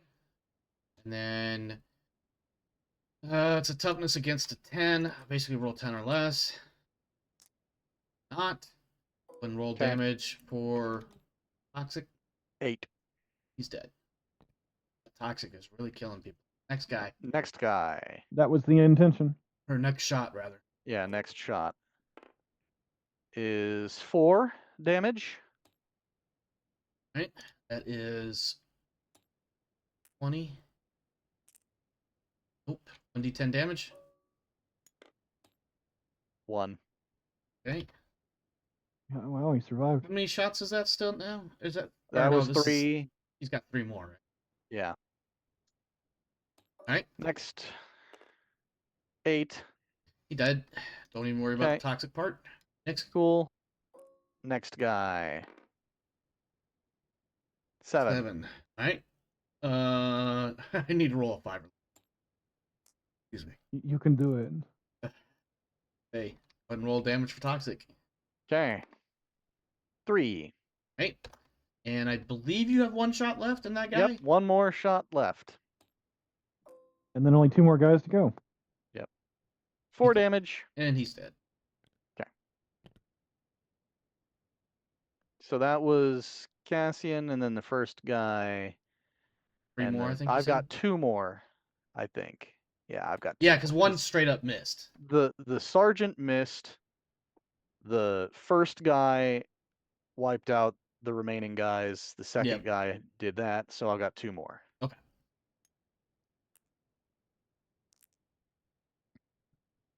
So that's going to be 2, so that's 4. 4? Yeah. 4 hits. 4 hits. Hooray, Storm. That storm quality is really helpful for you. 8 damage. All right. Go ahead and roll damage for toxic because he's gonna fail. Okay. That's 10. Yep, he's dead. Next I guy. like to envision them kind of melting. 2 a bit. damage. There's definitely a certain amount of meltage going on. I need to roll against a 30. That is not going to do it. Roll damage. 3 damage. Down to 7. Right. Next. You have 2 bullets remaining. Yes. Okay. 5 damage. Right.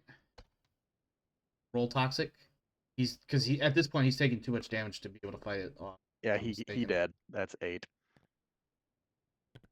And last bullet, if I'm not mistaken. Yes, I believe so. That's a 10. Roll damage. so He's probably toxic? going to die. Is 7. Yeah, So he's dead. that's goodbye. He And takes then and you have 1 more person to shoot. I believe. yes, last guy. Last guy sees that unit only has 1 left and moves on to the next unit. Okay.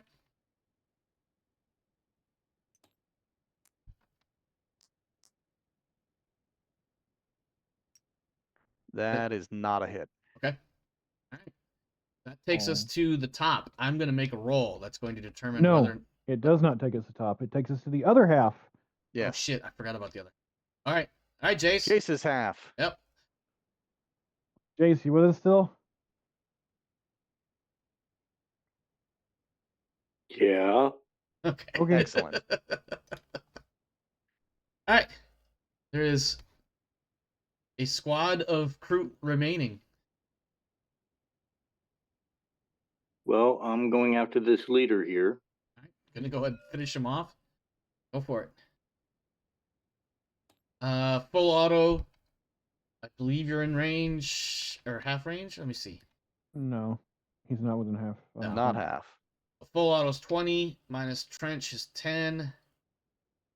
It's not It's- full auto.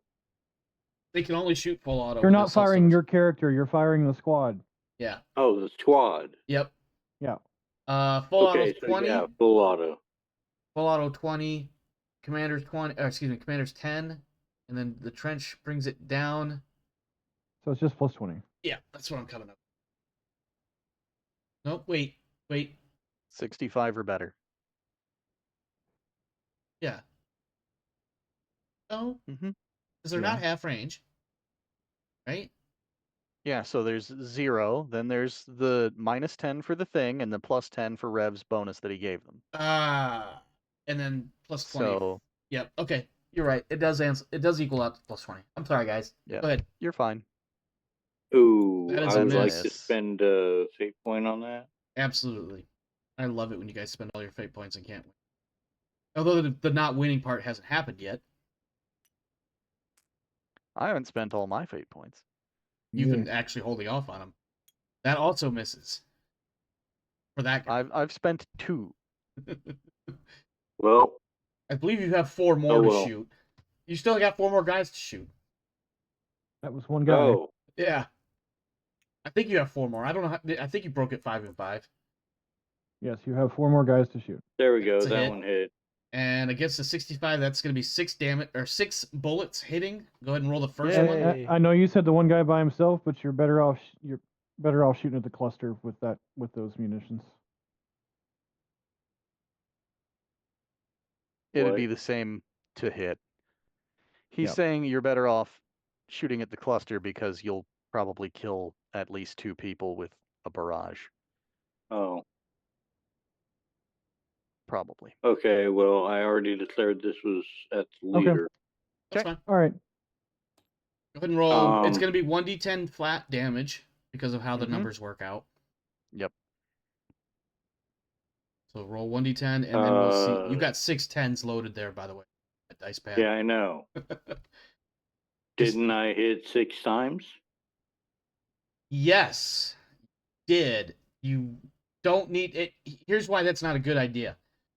You could put all of that damage on that individual, but each individual bullet is going to do additional damage based on the toxicity The of toxic the stat, toxic yeah. You shot. want to roll them one at a time. Yeah. Alright, so that's 7 Okay. damage. Take him down to 8. He has to I roll a need to roll 5 or less, or I take an additional 1d10. That is not it. He Go ahead and takes an roll additional 1d10 one 1d10. more time. This is still the first bullet.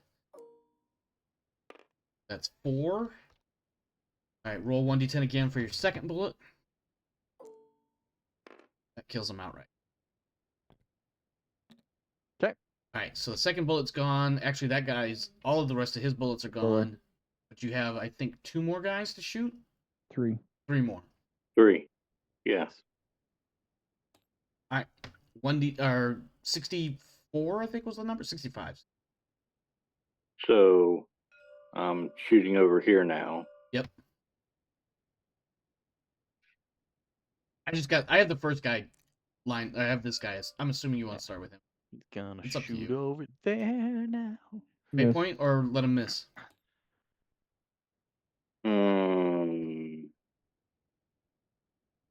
Fate point. Okay.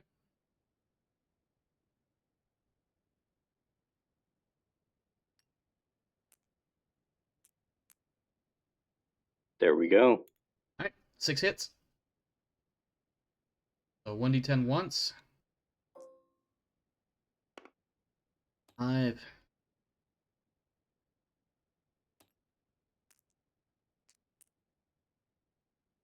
Go ahead and roll that again for the toxic.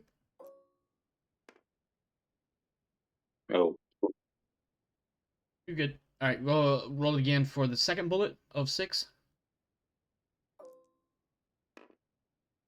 That kills him. 7. Third bullet for a new target.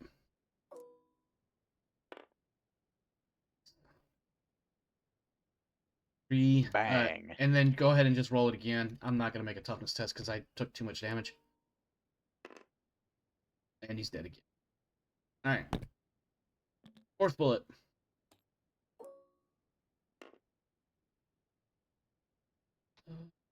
If you can roll high on the D10, Yeah, toxic is freaking brutal. it really is. All right, roll D10 If again you for can't toxic. roll high on the D10, You don't even have to roll that well. It's just the fact that I have to beat my own toughness, which is being reduced by the amount of damage I've done. That's what's killing me, mostly. yes. But the damage being done is also about yeah, rolling high absolutely. on the D10. All right, fifth bullet. Yep, fifth bullet. And go ahead and roll toxic for the fifth bullet.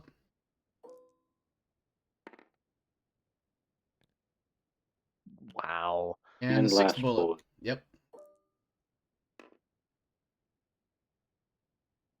And that's, I gotta roll less than a 10. I rolled a 12. I almost got it. Very close. Didn't get it, but I almost got it. And he's dead. It doesn't matter. He's just dead. All right. I think that was the sixth bullet for that guy, and I think you have That two guys was. left. Yep. Roll your next 64, or excuse me, 65 or better.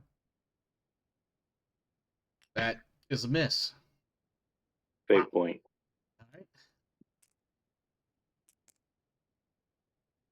Still a And miss. it's still Still a a miss. miss. One last shooter. Yep. That is a hit.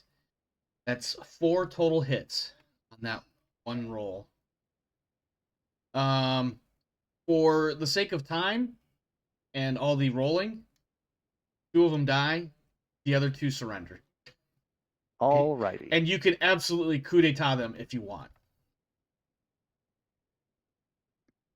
They have their chance to surrender. Then they're in dead. that case, They're dead. Reinhardt will Yeah. most joyously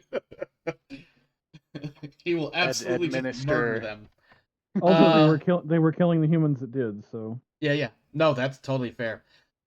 Icarus, give me a challenging tech use roll without benefit of all of your extra bits to keep yourself from not bleeding out, but breathing out, I guess.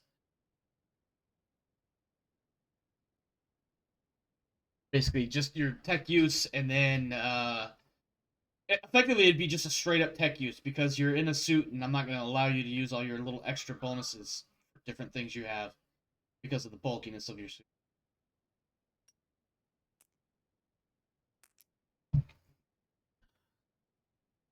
I'm pretty sure that's less than your intelligence, so you're good. You may it's now still 73. You may now, as a group, figure out what you want to do with the battlefield in a quick, short summary. I'm going because to of time. bed is what I'm doing. Jesus Christ. You're going to bed? Is that what you said? Yeah. Okay. Yeah. All right. So I'm going to summarize from here, just so we can wrap this up and get out of here. We are right at the time here. we stand victorious. Why don't we just make the summary as next session? I can do that if you want, and we can wrap it here. Yeah, that way you don't have to cut us off at the knees on anything we might want to do. Okay, that's fair. That's fair. We managed to get through that combat, which wasn't terribly heavy, but we got through that combat pretty quick, all things considered. Yep.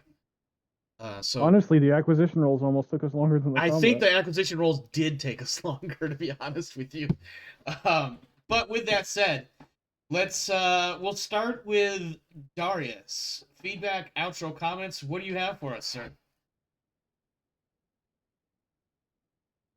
Well, it's definitely more effective to be aiming at the grunt group. Yeah. One dude took out like 3 or 4 people by himself. I've seen that happen multiple times tonight. Especially with the toxic shit. Yep. That toxic shot is horrifying because you take a bunch of damage initially, and then you have to make a toughness -5 per every point of damage you took test. So the and then you harder take you more get hit- damage. The harder you get hit, the worse it is. Exactly.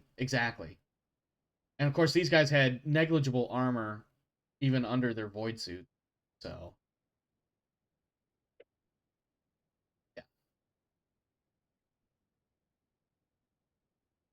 But yes, armor is good against toxic shot. Yep. because it makes it easier for you to succeed your toughness test, even if you do take damage. Yeah, no, it does help a little bit. Unfortunately, the numbers were not in favor of the No, they were not. There were a lot Altarios. of 9s and Oh, 7s. they're like the rolls themselves were pretty bad against me. And then on top of that, just getting peppered with toxic bullets left and fucking right. But at any rate, Altarios, before you fall asleep, what do you got for us, friend? I was eyeing my missionary's character sheet and like, is it time? I keep forgetting about that. I didn't even mean to get you. I do feel bad because I forgot to account for the -10 for trenches and shit. Because I should have kept that in mind. Because I had said that, and I even drew on the map and everything else. I did feel a little bit bad for that. That said, I did give you a couple extra little boosts just to try to keep you alive. And ultimately, fuck your missionary. You did a significant amount of damage. I did. I got some decent rolls, which, when you think about it, like, these guys are firing single-shot weapons.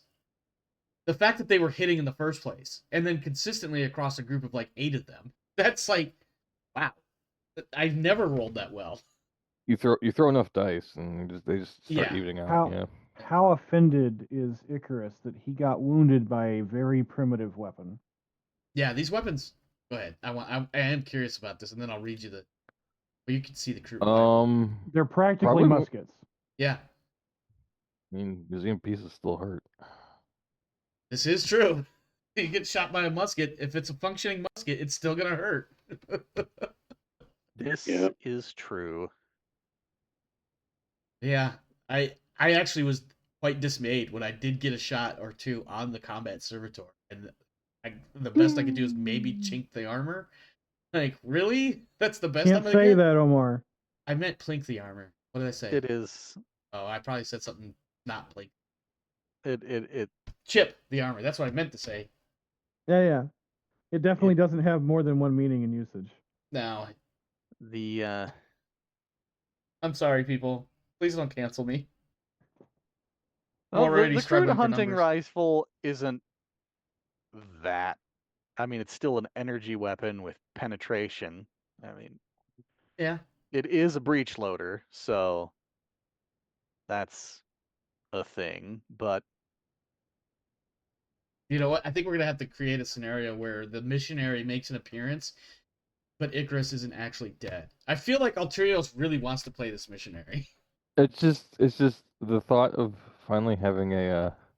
Because I remember how fun he wants a flamer. The flamer was, and I could literally just sprint up to your dudes, and then there's no more dudes. And if you thought toxic was horrifying on those assault toxic flamer, the toxic flamer, yeah. Wow, that sounds like a comic book here. Although now I'm thinking about it, the reason that it worked so well in my salamander is with the outrageous toughness boosts and the fact that they have 10 armor like all over the place. Yeah, because they have the power armor. And Tyranids were still hitting us, dude. It was terrible. I bet. All right, Rev, what do you got? Feedback, outro, comments. You've been building up to this, so I was a little surprised you didn't have a map ready. But in retrospect, I think I should have made I know I should have made a map. I think I intended to, but didn't necessarily think we'd get there right away tonight. But my bad. That's on me. It's all right. Like, there's another way. There's no other way I could say it. Like, I had thought about making a map for whatever reason. I just didn't. Yeah. So I mean, it went good. I felt like we dragged a little bit on the acquisition rolls, but then I think we did good. Like, I think. Yeah. Well, like not knowing that we were going to make the acquisition roll ahead of time. Yeah. I did sort of spring that on everybody. I apologize. I think even all things considered, I think the acquisition rolls went fairly well. I think the hardest part really was just determining what you were going to roll for. Exactly. Yeah. Once that was figured out, everything else just fell right into place. That was easy. But I feel like that's also like kind of par for the course. It's like, ooh, all these different things I could roll for, but I only get to roll for one. So which one do I want now?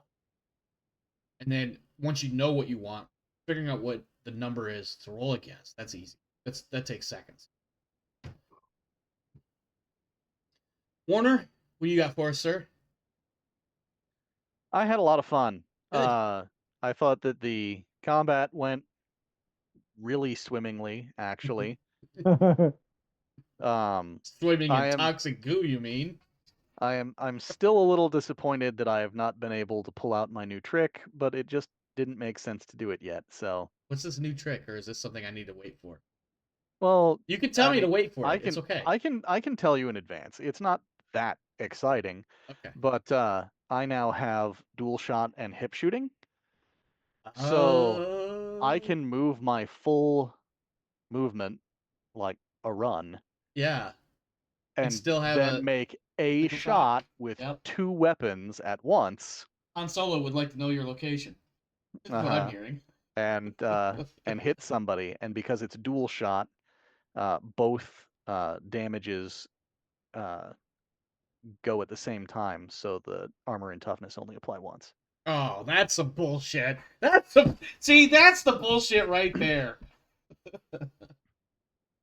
It's still a single shot.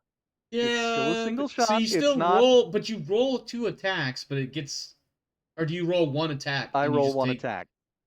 See, that is cool as a player, as a player, because you have 2 weapons making a single roll, and if it hits, both damages are applied against a single application of toughness. Mm-hmm. You see what we should do is give Warner double missile launchers with craft missiles. Jesus. No, I'm pretty sure these both have to be one single hand weapon. Technically, I can use my basic weapons as pistols. because of his Motherfucker. gauntlets.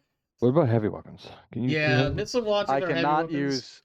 use heavy weapons as though. On the other hand, 2 hell guns are in the near future, I hear. Grenade launchers technically classify as basic. Ugh. Ooh. So I could. Wow. All right, that's fucking nasty. That is nasty. All right. I'm just picturing you quick drawing the solo bolt gun. I can do that. Well, he's now got it in like a now that I'm swivel holster, so suitably he just terrified. leans over and swivels. Now that I'm suitably terrified of the next combat encounter, I'm gonna have to make sure I put at least a tank and/or Chaos Marine field. If you got a berserker of corn, please. No, I'm not fucking around doing melee. Fuck you. This motherfucker's gonna shoot the shit out of you. So yeah, that's basically a sound marine or noise marine. As a point of interest for you, perhaps, my Melta-gun is a basic, so I can use the 2 Melta guns. Well, I only have 1, but yeah, but you just roll an acquisition for a second one.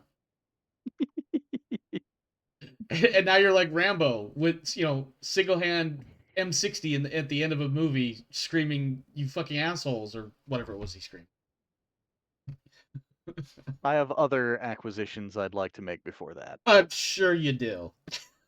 I'm sure you do. I'm just gonna have to start coming up with some outlandish encounters. I think this is the exact reason here why the GW crew was like, yeah, we need a whole nother dimension of fuck you for when the players do this shit right here. We're gonna call it the Immaterium, the warp. The game is rocket tag. If you can hit and you can make things to hit, you can probably kill. Yeah. I mean, not for nothing, the combat system is crunchy. And you can make it crunchy-er if you choose to. But still, it's crunchy, which means lots and lots of damage.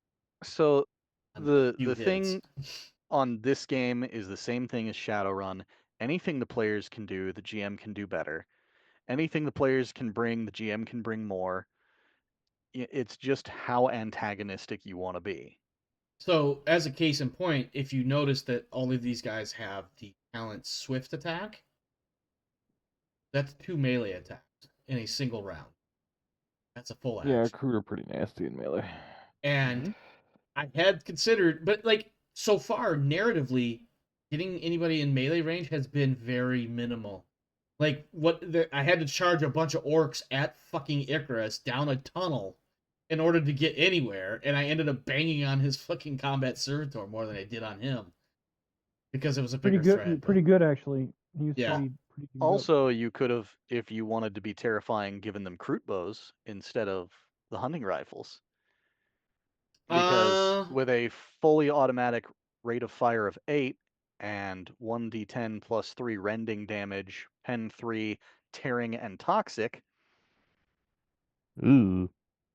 that would be Where's this scary. weapon at? I suddenly have a new need for Kroot. Into the Storm, Ah, that's why. page 146 on the PDF. Yeah, No, that's give why I him didn't more see it. ideas. Because I didn't look at the Kroot beyond the was it Adversaries and Allies chapter, whatever it is. There's a Kroot armory. Yes, and not for nothing, I've been looking a little bit more at Into the Storm for bad guy stats. So You could also. I don't know what you need to do with that information, but perhaps you should do it. You could also give some of them like utility grenades, like smokes, flashes, or tanglefoots. Yeah. If you're having problems getting into melee. Yeah. By the It way, was the just- Kroot Go ahead. the Kroot bow is not what you think it is. It's not a bow. Sure. Per se. It's a Gatling thing. Okay. Sure. It is. You remember that guy on YouTube that used to get featured that would make like these archery devices in Germany to get around firearms laws that could shoot like rapid fire crossbow bolts? I haven't seen this. Sure. It's not to get around firearm laws. It's because he's a giant nerd. He called it the instant Legolas. No, he very specifically said he started on his journey because he wanted something to defend his home and couldn't have firearms. There you go. Also, he is a giant nerd. Oh yeah, definitely. Here's your Kroot bow, Omar. Oh, did you post? I just went to start looking in here. Yes. Oh yeah. Yep. That's definitely, when you use the words Gatling and crossbow, that's exactly what comes to mind. It's as much of a bow as the Wookiee bowcaster. Also, if I'm not also a great wrong, weapon. I think those spikes facing down are At the back end? Yes, that's melee. front melee and attachment. back is bayonet. Yeah. Yeah. Sort of bayonet. Well, scythe. Yeah. Yes. All right. Well, any other final thoughts before we wrap it? I think Darius has to say his spiel. He did. He had fun. I did. Okay. He had fun, and something about Can I have a Kroot bow? no. No. Well, you can even roll deign to pick one acquisitions up? for it. You can roll acquisitions for it. I can't deny that. I could definitely add a bunch of modifiers because there is one block in the acquisitions rules that basically says the GM can add a minus to plus 30. It's To be already fair- near on, unique. you know. Yeah, it's already near unique. Yeah. Yeah, I would be a little bit irritated if you threw an entire squad of Kroot, or multiple squads of Kroot with near unique weapons. That would be amazing to do, though, for me. Yeah, but think the shaper leading each squad has one. That's definitely a thought. Like, and I don't know Kroot that well, but definitely having one or two per squad or one or two per, that would definitely make. But also, I don't think there was any shapers in this group. There weren't, because Whatever. I don't know what that is, other than some sort of leader type. I think it's their word for psyker.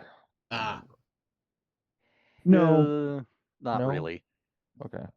So, Kroot can change based off of what they eat. Yes, they can evolve, and it changes some of their stats. Shapers are essentially their dietitians to help them guide them in what they eat in order to specialize different Kroot. As I understand it. No, They make that checks up out. the leadership of the Kroot, and yes, they direct kindreds into battle, directing them as a sergeant would. War shapers are specialized shapers that are seasoned battlefield commanders. They wield blade staves, prey hooks, dart bows, and tri-blades. Blah blah blah. So we would yes. have had a couple of shapers in this group at least, probably. Yeah. You might have, yes. This particular group of Kroot, which you don't know all the details yet, so I'm not going to tell you everything yet. This particular group of Kroot were obviously hired for. But no, the shapers basically say, this is how my group behaves. I have shaped this kindred with these Yeah. genetic predispositions. What's real And fun Meg- is when a shaper decides he wants to make Crutox.